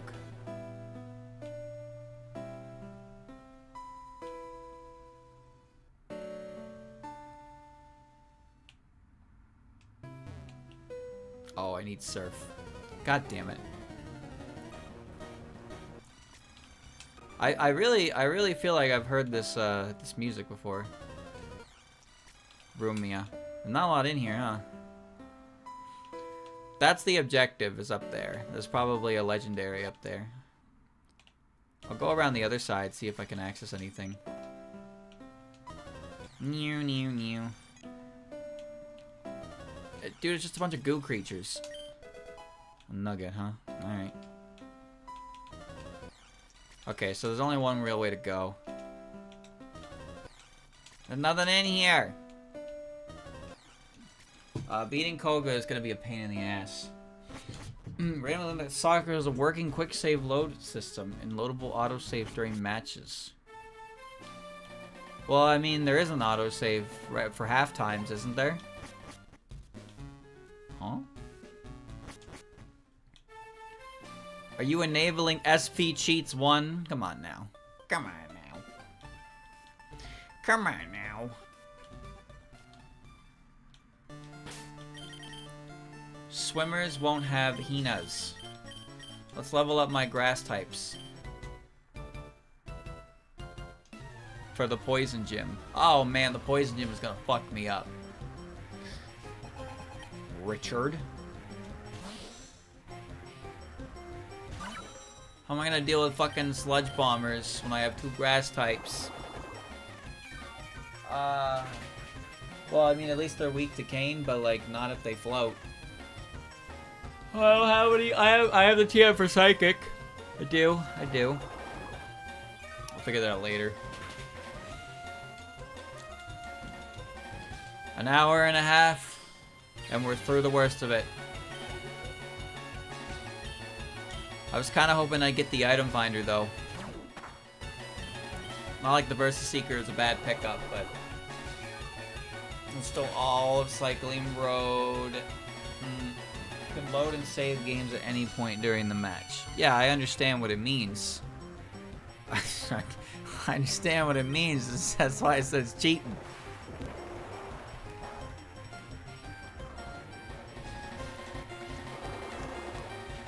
S-B...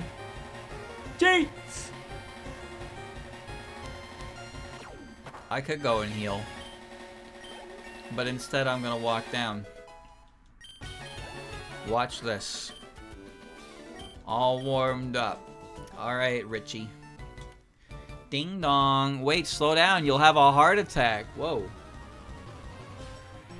Am I gonna die? What's this?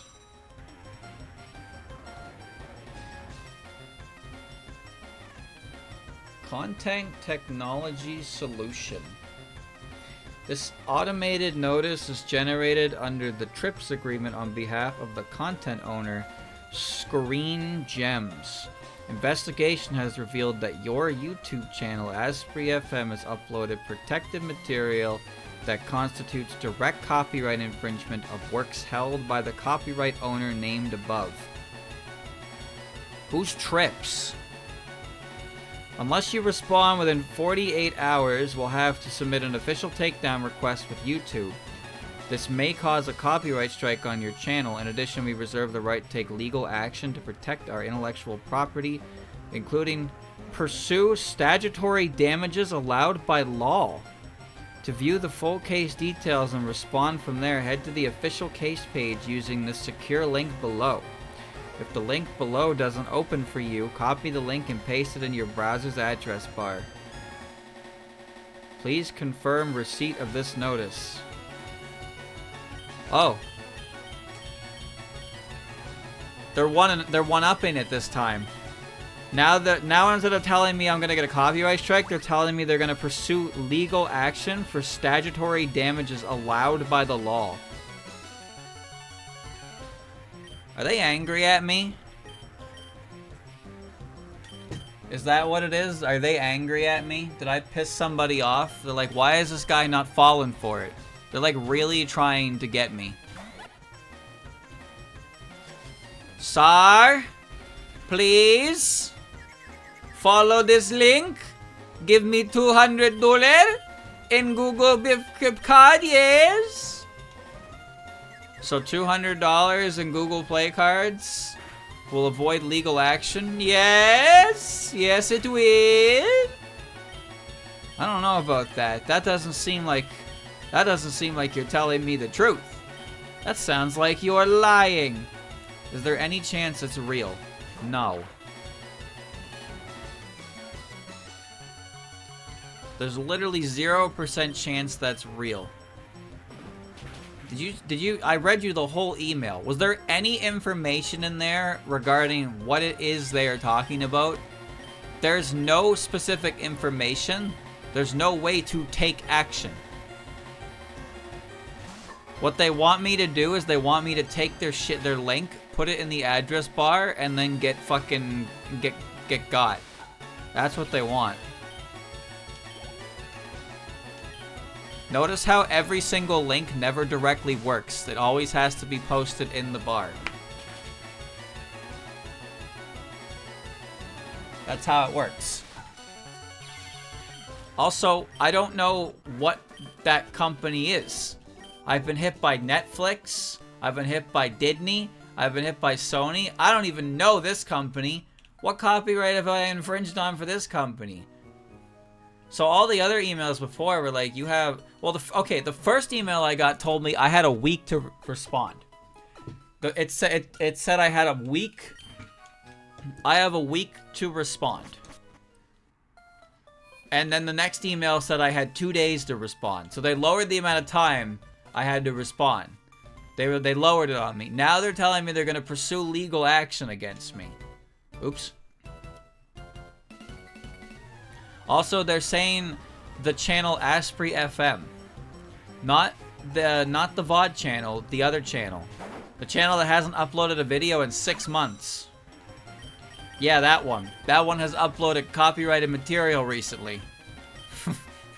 Yeah, I bet it has. I bet it has. Oh, goodbye. Well, I'm back here now. I didn't want to be the grass type. If they want to get me, the next email they should send me is say they're representative of Zun. If they say if they're representative of Zun, then I'll believe them and I will adhere to their request. Without even a single doubt in my mind, I will simply adhere. We are representing Zun.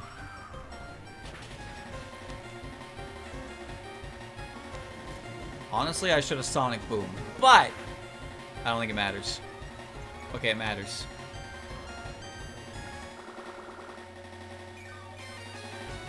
Ah.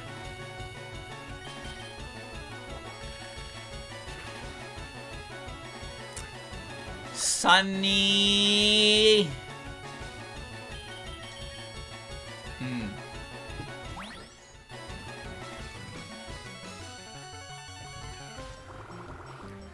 She's so fragile, man. She falls over to a breeze. Staying in. I got rid of Gust. I got rid of Gust. Lily Beam. Oh, well, isn't that convenient?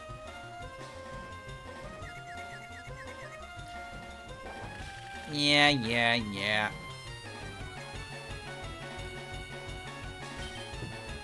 Okay.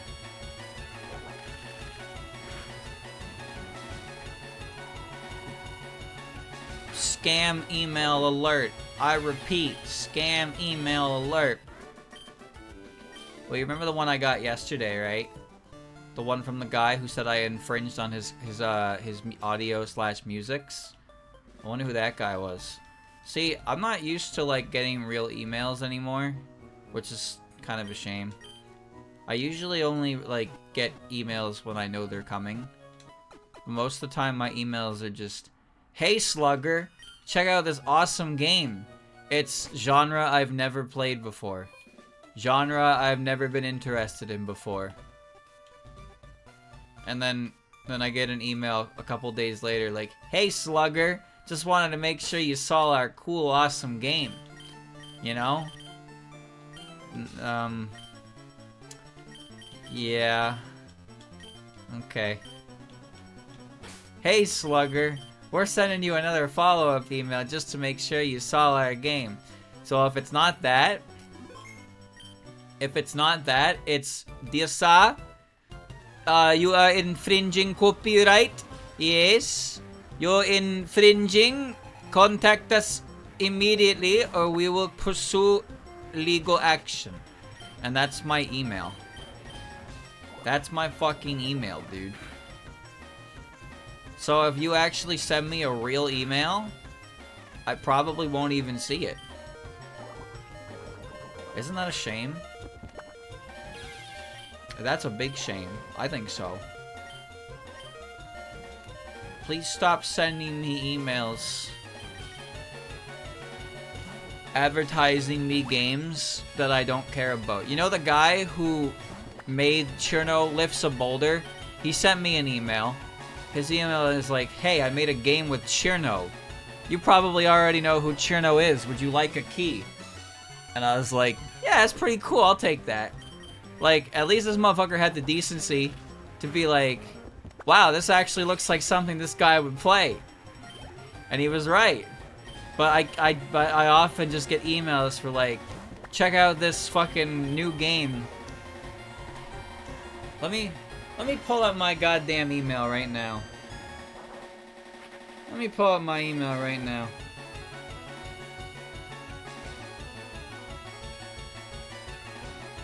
Yep. How are you? How are you? How are you? Follow-up. Black Lantern. From the co-creator of Dark. Discovered Drakomar. What is any of this? I can't read my email on my phone. Hold on. Hold on. Gmail.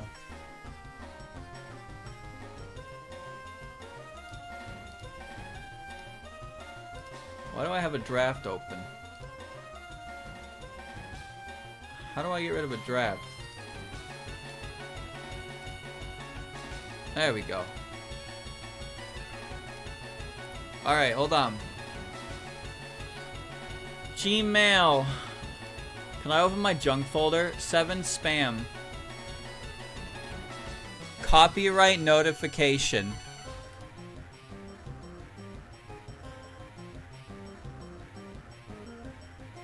What? Copyright notification center. Player found. Key inside. Hotel architect. Your guests are waiting.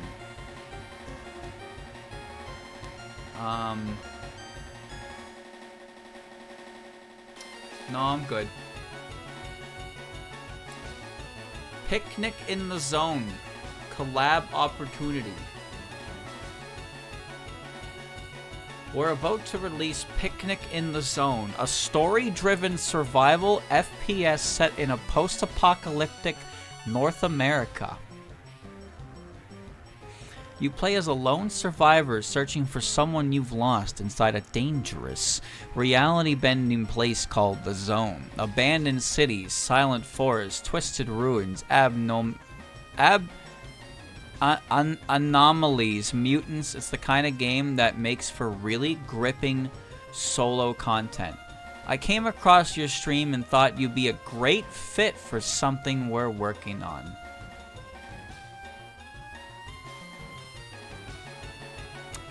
You think so? Me? Content protection. This is an official notice from the Trust and Safety team at YouTube. This legal notice is transmitted as mandated by the TRIPS agreement, acting on behalf of the authorized rights holders, Roadrunner Records. Our digital fingerprinting technology has detected that your YouTube channel, Asprey FM, is making available material that misappropriates the intellectual property of the rights holder identified herein. Without timely feedback in the next 1 day, will result in us filing a formal copyright takedown request with YouTube. This could place a strike on your channel. Moreover, we reserve all rights to go to court to protect our intellectual property, including pursue damages allowed by law. Chad, I got this email on April 2nd! Oh my god! It's been 20 days! Oh no! The legal action!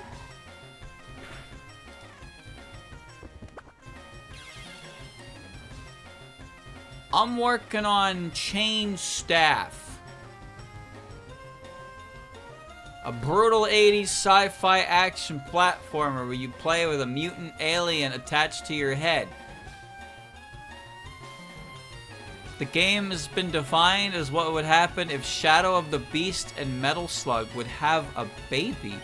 To save Earth from star spores, you'll have to swing, shoot, and spear your way through hordes of mutating monsters and bone-shaking boss fights. The title is developed by Mommy's Best Games, led by veteran ex-Insomniac Games and Serious Sam Double D XXL developer Nathan Fouts, with the rocking soundtrack of Broforce composer Dion Van Herden. What?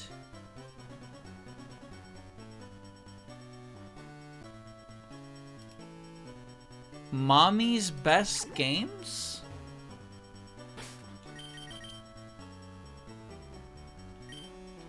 Mommy. Like M-O-M-M-Y.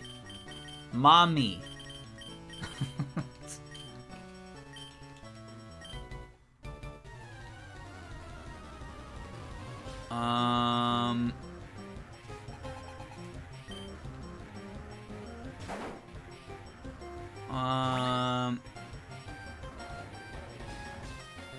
Chat, where do they get their email listings?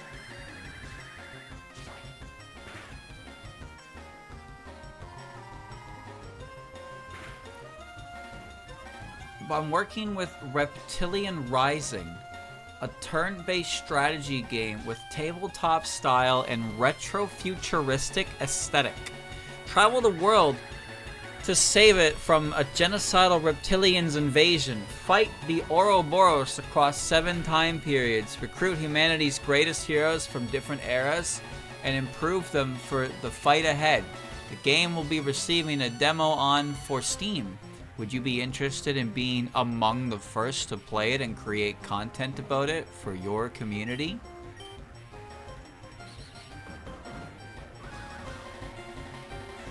What? Call up heroes from the dawn of history like Julius Caesar, Robin Hood, Albert Einstein, and many others. Many others. Bro. Me and Julius Caesar and Albert Einstein? That's a DBR right there. That's a DBR right there, boys. We gotta hit that. We gotta hit that.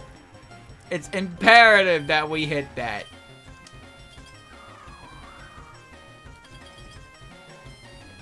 You want another one? Hi, have you seen my last email? I want to suggest brand collab for your next video on Asprey Archive. You got it, buddy. It's happening right now. If you don't like the brand collabs I suggested before, we have more on link. I'm not even going to tell you the link. These collabs are 100% prepaid. Just choose and apply to the one you like most. The list of collabs keep growing. If you're done, just reply no more emails, please. Okay. If you're done, if you're finished, complete, just tell me no more emails. That Chain Stab game got very positive on Steam.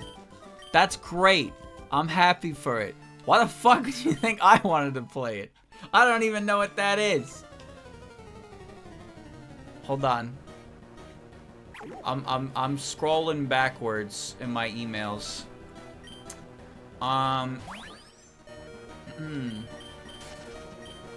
What is this?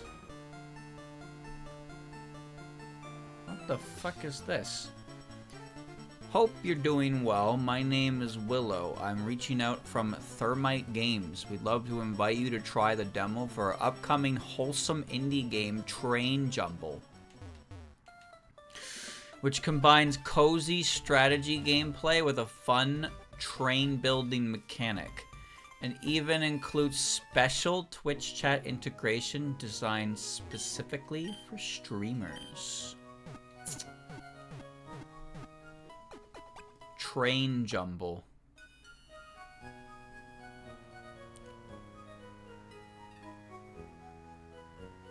I feel like I've seen this game before.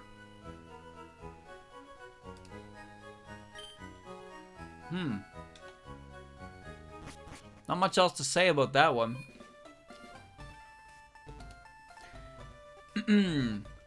Pinnacle Studio has a proposal for you.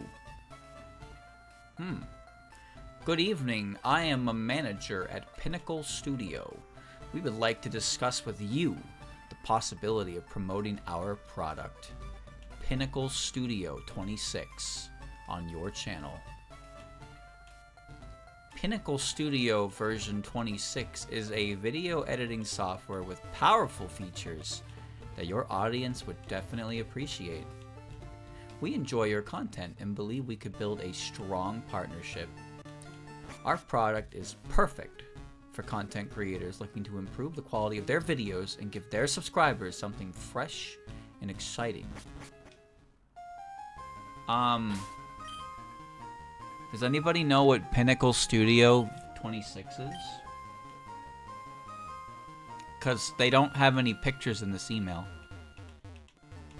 They don't have anything in this email, actually.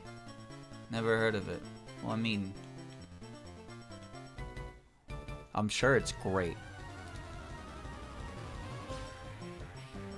What if Sisyphus started streaming?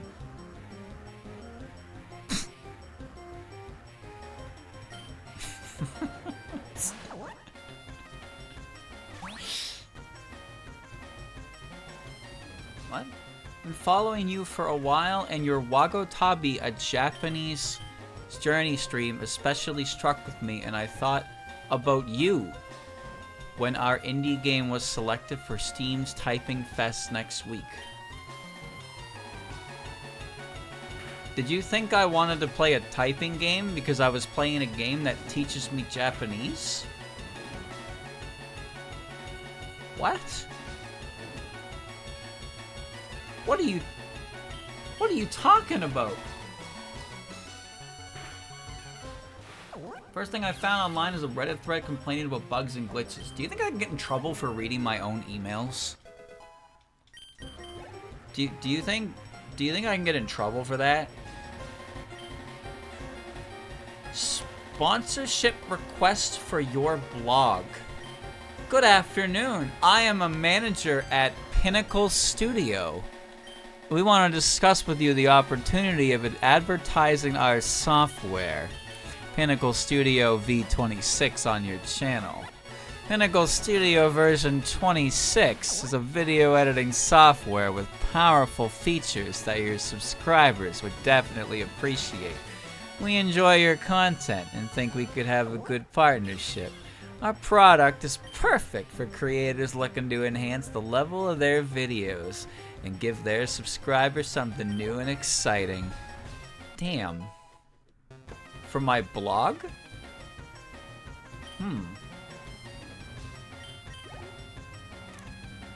Okay. See, I'm willing to believe that some of these are legit, and some of these aren't.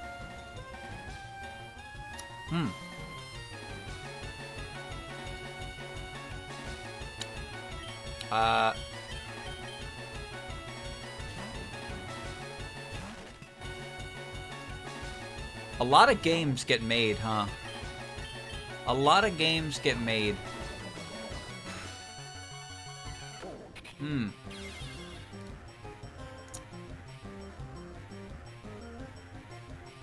What is this? Hope this isn't too out of the blue. I really like the stuff you make and appreciate how thoughtful and honest you are about the games you cover. Developing Second Stone, a colorful action RPG with deep build customization and visuals inspired by 90s classics. I really think you'd like it, and you're exactly the kind of player whose expectations I'd like to meet. I'm gonna click the Steam page.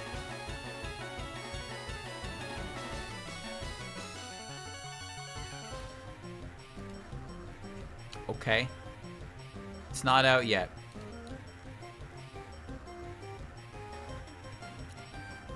Five curators have reviewed this product.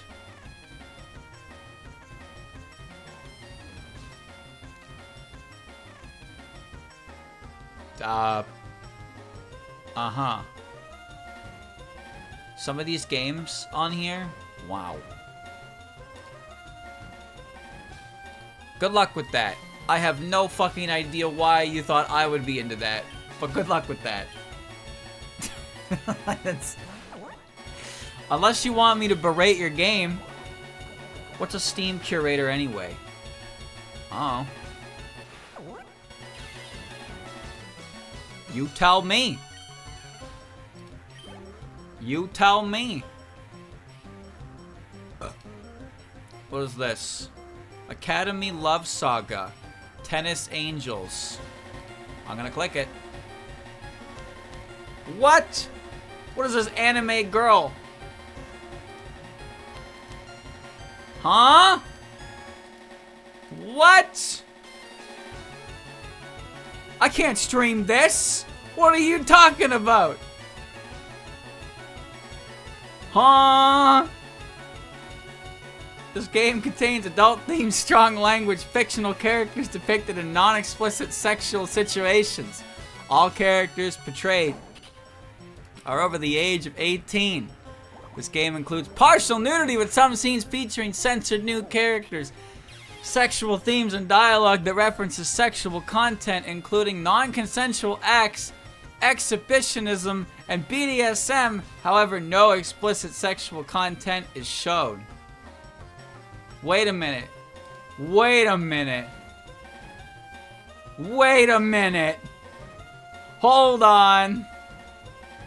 I played real tennis simulators where the shot control wasn't as impressive. I didn't expect to break a sweat in a hentai tennis match. It's pretty funny. After adding the 18+ patch, the game became significantly more interesting for me. The story gets a bit spicier. The character interactions feel more lively and engaging. I also have to say the Japanese voice acting is excellent. It brings the personalities to life in a way that makes you care about what's happening on screen. The tennis matches are surprisingly fun with good controls and nice rhythm. Even though the game isn't very long, the extra adult content gives it replay value and makes the story scenes much more entertaining. What? What?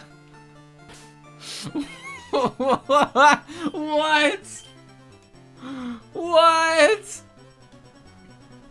Simple but addictive. Once you start playing, easy to lose track of time. The characters are full of personality and the humor hits the mark.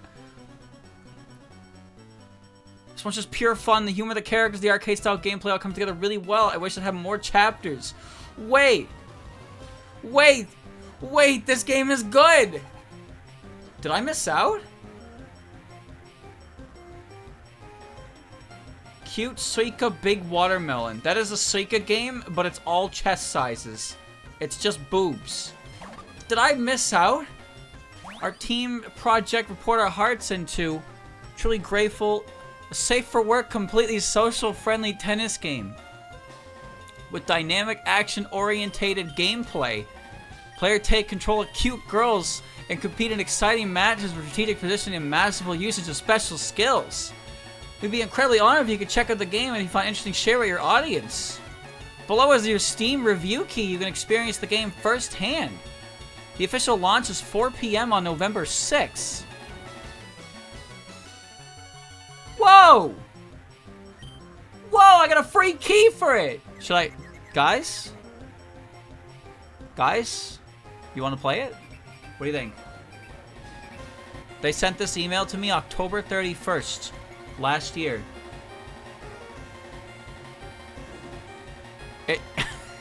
What do you think? What do you think? Wait, what if it's good? Wait, the reviews are positive.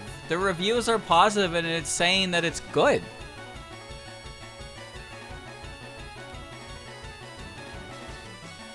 Guys. Guys.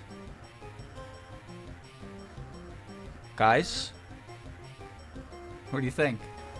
What do those reviewers know? I don't know what they know.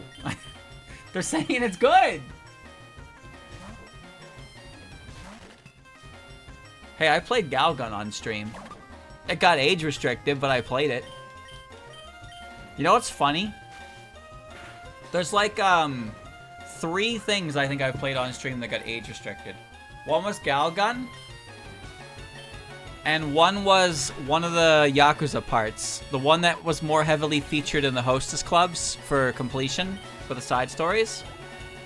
And what happens is whenever I get content like age restricted like that, my videos go into manual manual review. Like, whenever I upload VODs, the checking system takes like no time at all. I pretty like it's pretty much just like you don't break any rules and they leave you alone. You break a single rule and now somebody has to manually check on you for a couple weeks. So the checking process takes much longer. No, chat, I want you to look at this. Okay? I'm gonna look at this. Okay? Hold on. Look at this. You see that? This is what happens in the game. You see that? Do you want... Is that what you want? What do you guys think? What you mean, They said it's safe for work in the email. They said it was safe for work. They said it was okay. They said it was okay. They said it was okay. Great game. Tennis matches are intense and strategic with cool special skills and dynamic gameplay. Managing characters, upgrading abilities, and unlocking new ones keeps it fun. The story is fun, charming, and full of quirky twists. Perfect for fans of action-packed sports games.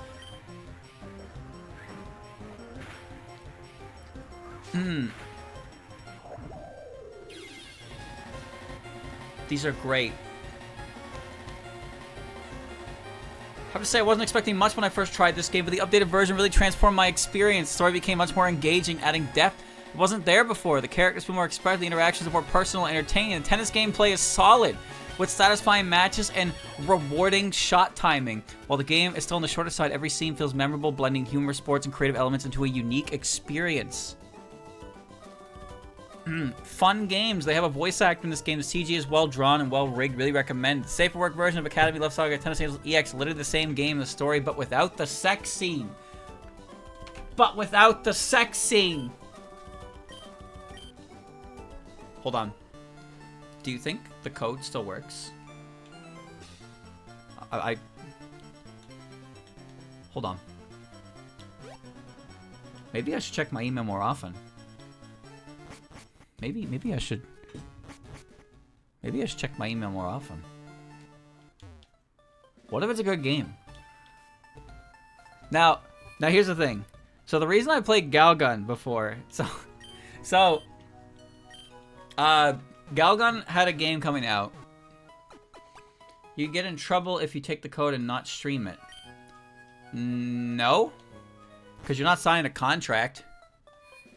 That's why usually they ask you if you're interested before sending a Steam key, so you don't just cash in and then fuck off. But I did that once, and that was by accident. So I got an email about Grim Guardians, because that's what it was called originally. It got a name change later, but it was like a Castlevania-looking game with characters from Galgun, and they sent me an email like, "Hey, you want to check this out?" And I was like, "Yeah, actually, I do." And they were like, "Any questions?" Like, "Yeah, actually, I have a question. I never played Galgun. Do I need to know anything about Galgun to understand this game?" And they told me, well, the characters that are featured in this game are characters from Galgun Double Piece. And I was like, I was like, yeah. So I asked them if I needed to know anything, and they said all the characters from the game are coming from that game. And then they said, if you'd like, I can give you a key for that as well. And I was like, yeah, why not? And so they gave me a key for Galgun 2 Double Piece, and I played it on stream for a couple hours, and I platinumed the game on my own time, and then I played Grim Guardians, and it was actually a lot of fun. So, yeah. Free game glitch. I mean, I beat the game. I did beat it. Oh, it's a Big Hina. Oh, Big Hina. What's the play here? I don't know.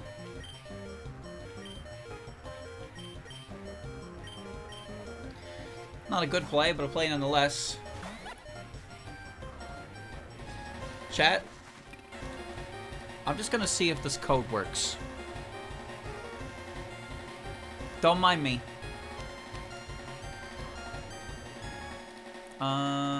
Activate a product.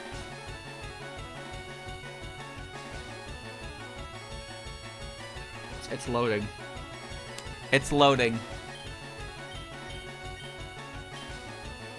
The menu to activate a product code is loading.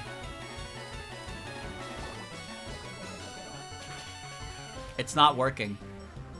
Damn, Sonny. This game have an online multiplayer? I don't think so. Dude, what the fuck? I'm trying to activate a product on Steam, and it's... Oh, wait, it's because it's Tuesday, isn't it? Do you have Levitate? I knew you did, but I just had to check. Wait, it doesn't say Levitate, it said it missed.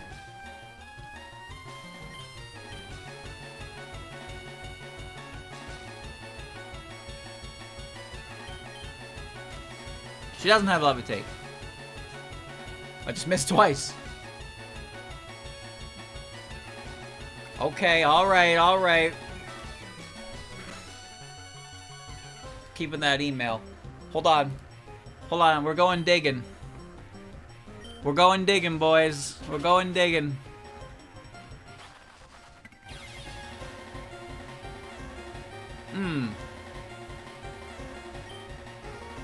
Hi, Asprey FM. Saw you like RTS games. No. No. I don't. That all?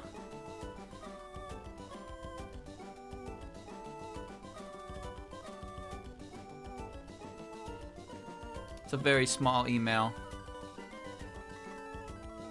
Armor Attack. It's a tactical sci-fi game called Armor Attack. It's all about teamwork, strategy, and seriously cool machines. We're inviting a group of gamers and content creators we think really get it to join our testers team. No, I'm good.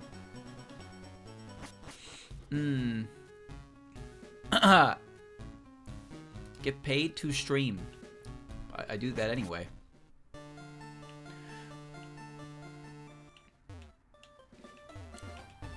What? What is this? I'm reading this to myself because I don't trust it. I don't trust this. I'm not reading this to anybody. Nope. I ain't reading that. Hold on.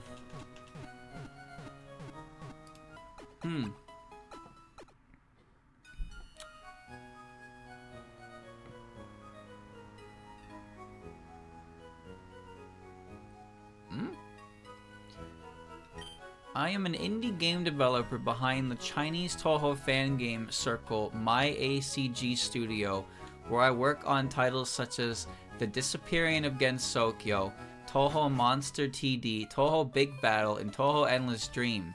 Recently, I've been working on a brand new game. It's not Touhou Project, but I truly hope you might enjoy it all the same. The game is called Cinderia on Steam. Here's a key. They didn't post a link. They didn't post a link to the game. Cinderia on Steam. Thank you for creating such inspiring animations. And I hope this little gift brings you some fun. I've never made an animation in my life. I played the half of those games, and The Disappearing of Gensokyo final boss pissed me off so much. So much. Cinderia. Anybody have any information on that one?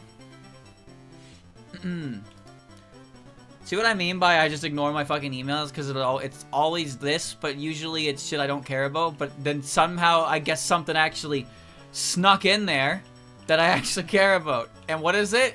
It's tennis. Let's play some tennis, boys. Who up? Who up? Tennising their ball. It's real. Obviously it's real. There's a fucking key in there.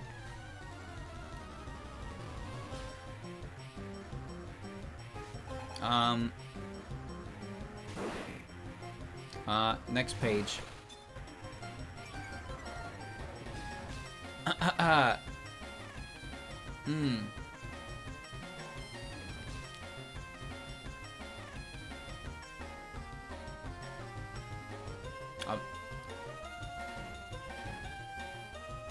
Sonic Rumble.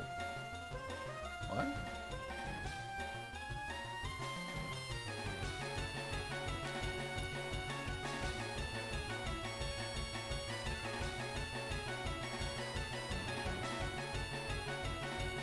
I don't know what any of that is.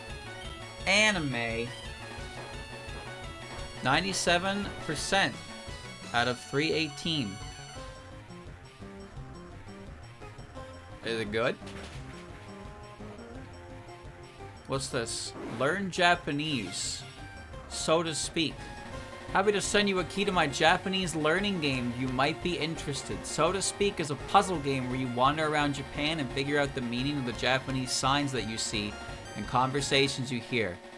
Does a Deguchi sign located near an exit refer to that exit? Find out by dragging Deguchi onto the exit or the English word exit. Huh? So to speak. Oh, that looks confusing. Expectations, an edutainment game. Reality, something between a game and educational material, but not fully one nor the other. Wow. Wow. Wow. Wow. Neat. That's pretty neat.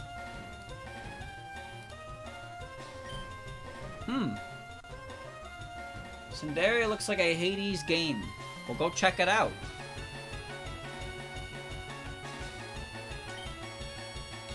Apparently, I got a key for it.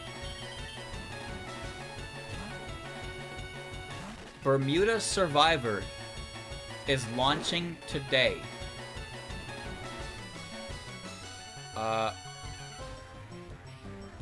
Bermuda Survivor. Find it on Steam here. I don't know what that is, but the word Survivor makes me think it's a Survivor game.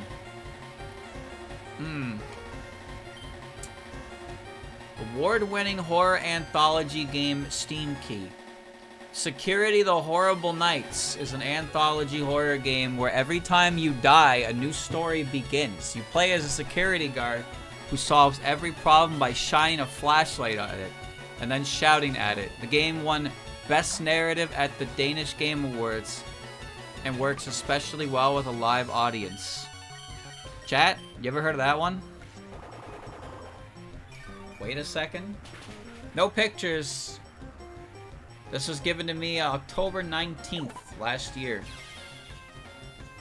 You get these horror game emails because of World of Horror. I have no idea why I get emails for any type of game. Now the tennis one I can hazard a guess. That one I can hazard a guess for. That one's my fault. That one's 100% my fault.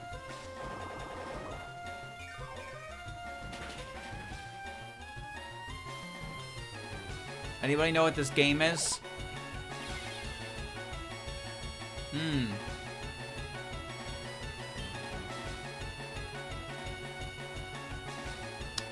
What is this? Kotama and Academy Citadel, a new anime-styled Metroidvania. Clout Boost is a data-driven influencer marketing agency exclusively focused on video games. That has got to be the worst sentence I've ever fucking read in my life. Among our renowned clients are Rovio, Sony, Amazon Games, as well as indie publishers like Tiny Build, Owlcat Games, and many others. We'd love to invite you to create content for Kotama and Academy Citadel, a fast-paced anime-style Metroidvania you play as Kotama, an exchange student exploring the mysterious Academy Citadel in pursuit of the coveted Caramel Star, developed by Atom String Games and published by 2P Games.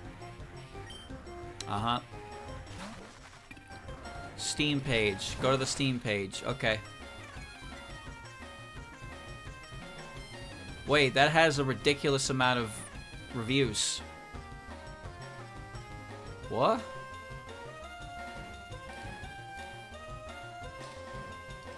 Huh.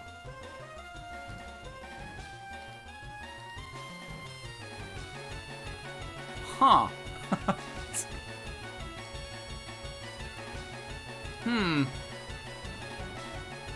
This turned out to be a lot of fun. Looks good, clever enemy design, unique levels, and plenty of little secrets to discover. It feels smooth to control. What stood out the most to me, though, That's how interested I became in the story. It's a tale of intrigue, science, and stylish anime gals. I highly recommend this one placed in my personal S tier for Metroidvania. Wow.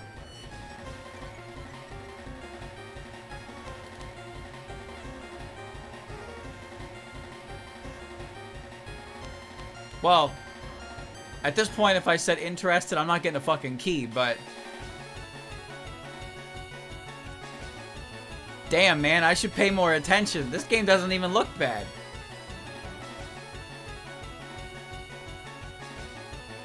Look at this. Oh, pretty cool, actually. Look at that. Chef Crab. That ain't even bad. I missed out. I missed out. Bro. Bro, I'm facing regret for not paying attention to my email right now. Wow. Wow. No Steam key on that one. I had to act fast. I didn't act fast enough. I'm reaching out on behalf of Highway VPN. Ha! No.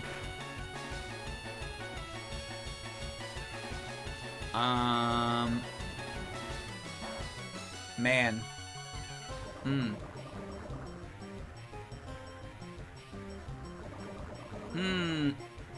Hoyoverse partnership proposal for Asprey FM. Hoyoverse, huh? I represent the Hoyoverse Global Influencer Program. Could you please share your name and your preferred way to be addressed going forward? We'd love to invite you to participate in a creative activation around our game titles. Right now, working with the creators globally to support Honkai Star Rail, Genshin Impact, and our new title, Zenless Zone Zero. Your content direction seems to align well with our campaign tone. Does it? Pretty sure I shit on those games. A lot.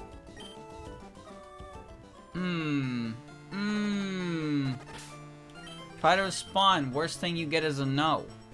Well, again, I just kind of ignored them because I just assumed they're sponsorships for fucking Primal V26. I'm tired. I don't know what Primal V26 is. I don't think I want it. I have some regrets right now. I do. Hold on. Still trying to activate that product. Dude! Dude! I can't activate it! I wanna see! I wanna see the fucking tennis game! Alright, okay, alright.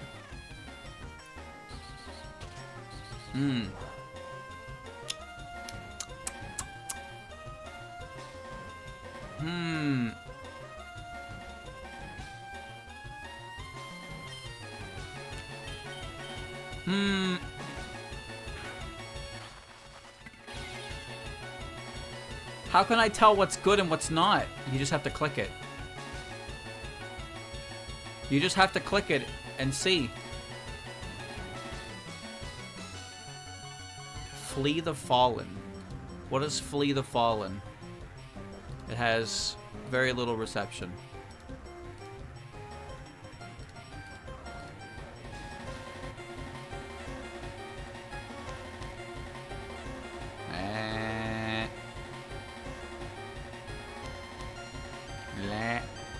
This game is not fun. Damn. Damn. Can't win them all.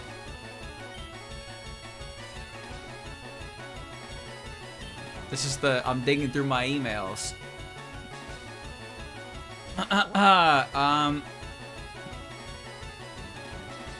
Talent managers. No. No.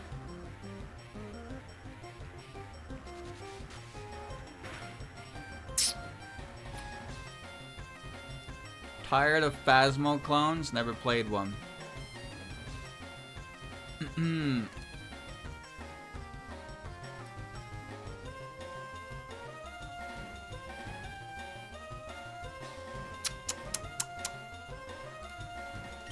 No.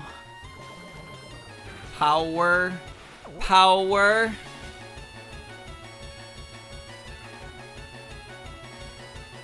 What is this? What is this? Influencer campaign manager. Portal Fantasy. April 3rd? Oh, that was over a year ago. It's not even a Steam page. I don't know what that is. Key mailer. What? What the?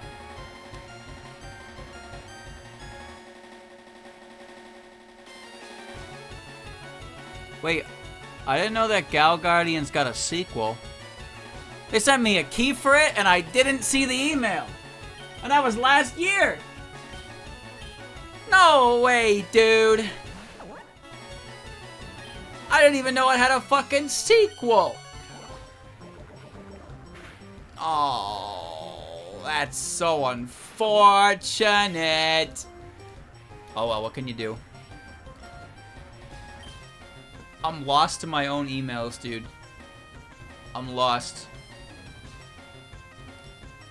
Phasmo clones.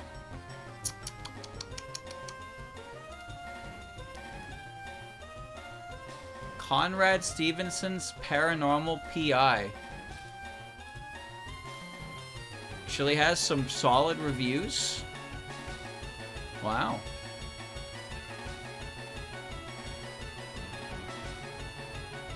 Wow. Neat. I've never played Phantasmophobia, so I have no opinion, but wow. What does this guy do? I thought I got emails that were spam! One more word out of you and it's tennis game tomorrow. I'm gonna make sure you're there. You're not allowed to not watch. You gotta watch the whole thing, kiddo. You gotta watch the whole thing with your family on the big screen.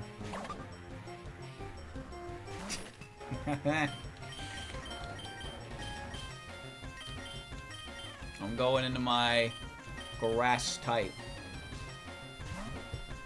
Whoa! Whoa!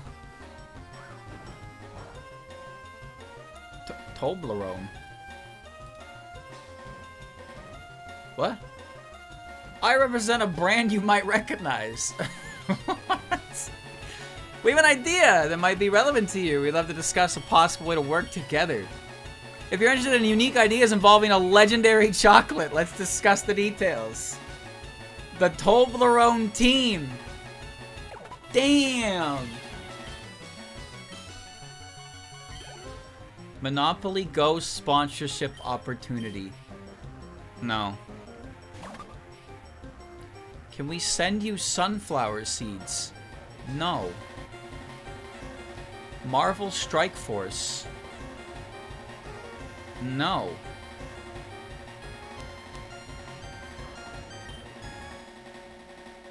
No, you can't. OBB?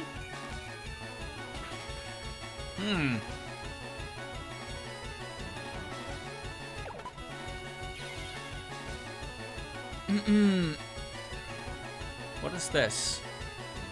This is Mar from Anime Dakimakura Pillow. We came across your Twitch YouTube channel.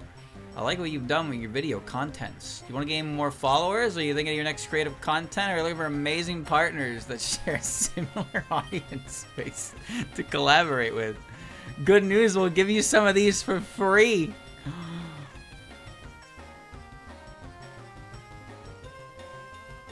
What? What?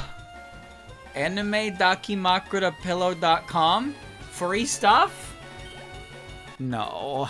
Not me. Not me. Not me. It couldn't be me.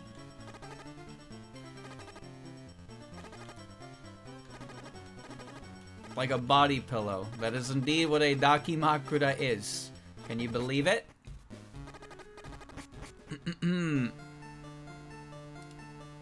What is this? XX123 Cool Person 32XX. Okay.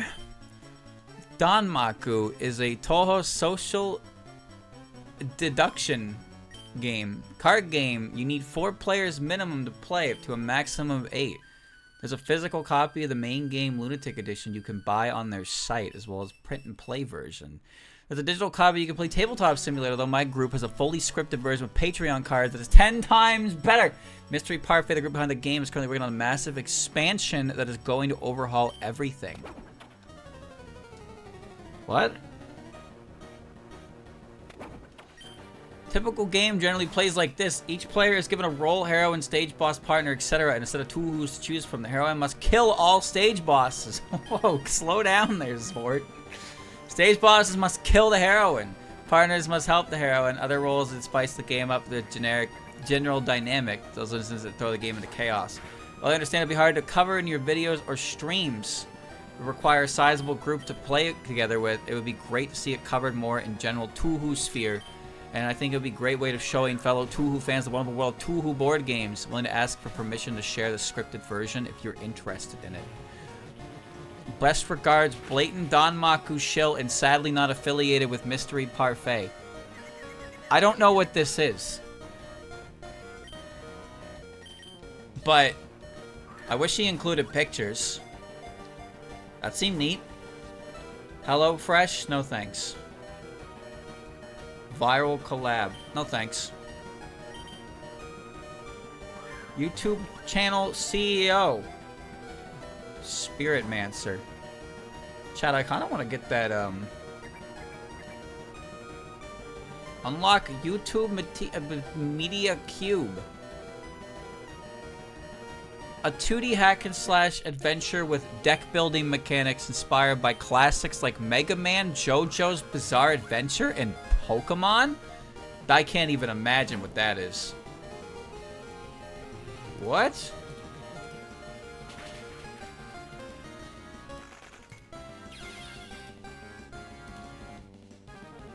Doesn't look bad.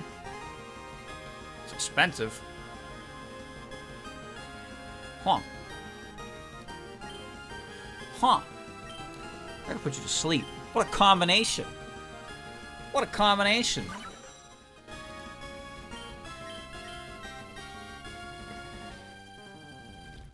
Oh god, I've come across the email section where all the triangles were submitted. Wow. Fall asleep, damn it. Collaboration opportunity. Exclusives. Dimensionals games. No. Can I cash in yet?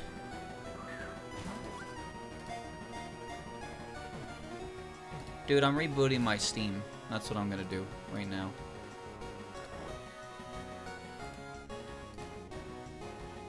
Work, you bitch!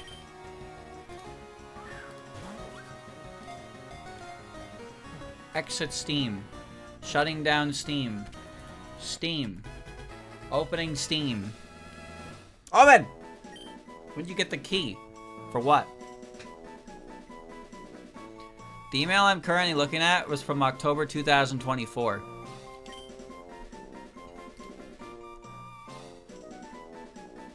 Games. Activate a product. There you go. Bang. Product code you entered has been activated by an existing Steam account, therefore invalid.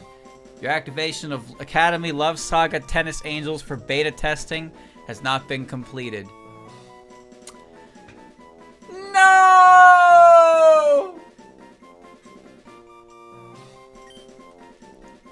It's over. I can't believe this! This is so unfortunate. They gave it to someone else.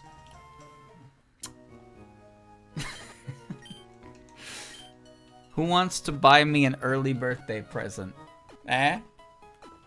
Who wants to buy their favorite streamer, Tennis Anime Academy, right now? Eh? Today I've learned to check my email a little more frequently. Alright, Yukari. Adamant nature. Great. Great. Fantastic. Docile. Wow. Not bad. Modest. Are you fucking kidding me? What is your problem? You stupid bastard. Alright. Chad, I might get that tennis game. I actually might get that Metroidvania game. Genuinely, it actually looked pretty good. And I'm kind of regretting not looking at my email. I missed a couple games in there that actually looked kind of fucking good. Like, actually. Now I'm upset at myself. I'm turning over a new leaf. Yeah, the Kotama one. It actually looked really good. It reminded me of Bloodstained. And I liked Ritual of the Night. I thought Ritual of the Night was pretty good. I wasn't I just kind of assumed that I'm just getting, like, hit by, like, random shit. But there's, like, they're actually letting me play stuff that is cool. Yeah, it looks cool. But I didn't know I had an email for that. I didn't know. And the email is, like, a year old, so that shit is come and gone. Damn, man. Fuck, I missed out. There's some grade A bullshit in there. There is! That's the problem!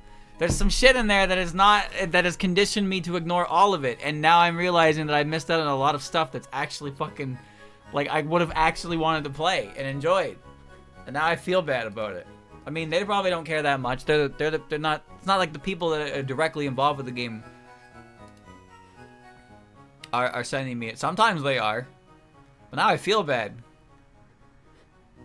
I just assumed that every email I got was some fucking PR company like, hey, check out this game. And it's like, just something that's not interesting. Or like, usually it's because the fucking hooks to the emails are like, check this out, it's a game and here's the genre. And the genre is not, I don't care about it. I don't care. Alright, chat. Well, you know what? We made great progress today. Turned into a half reading stream at some point. And I got through most of Cycling Road, but I did clean up a lot of route.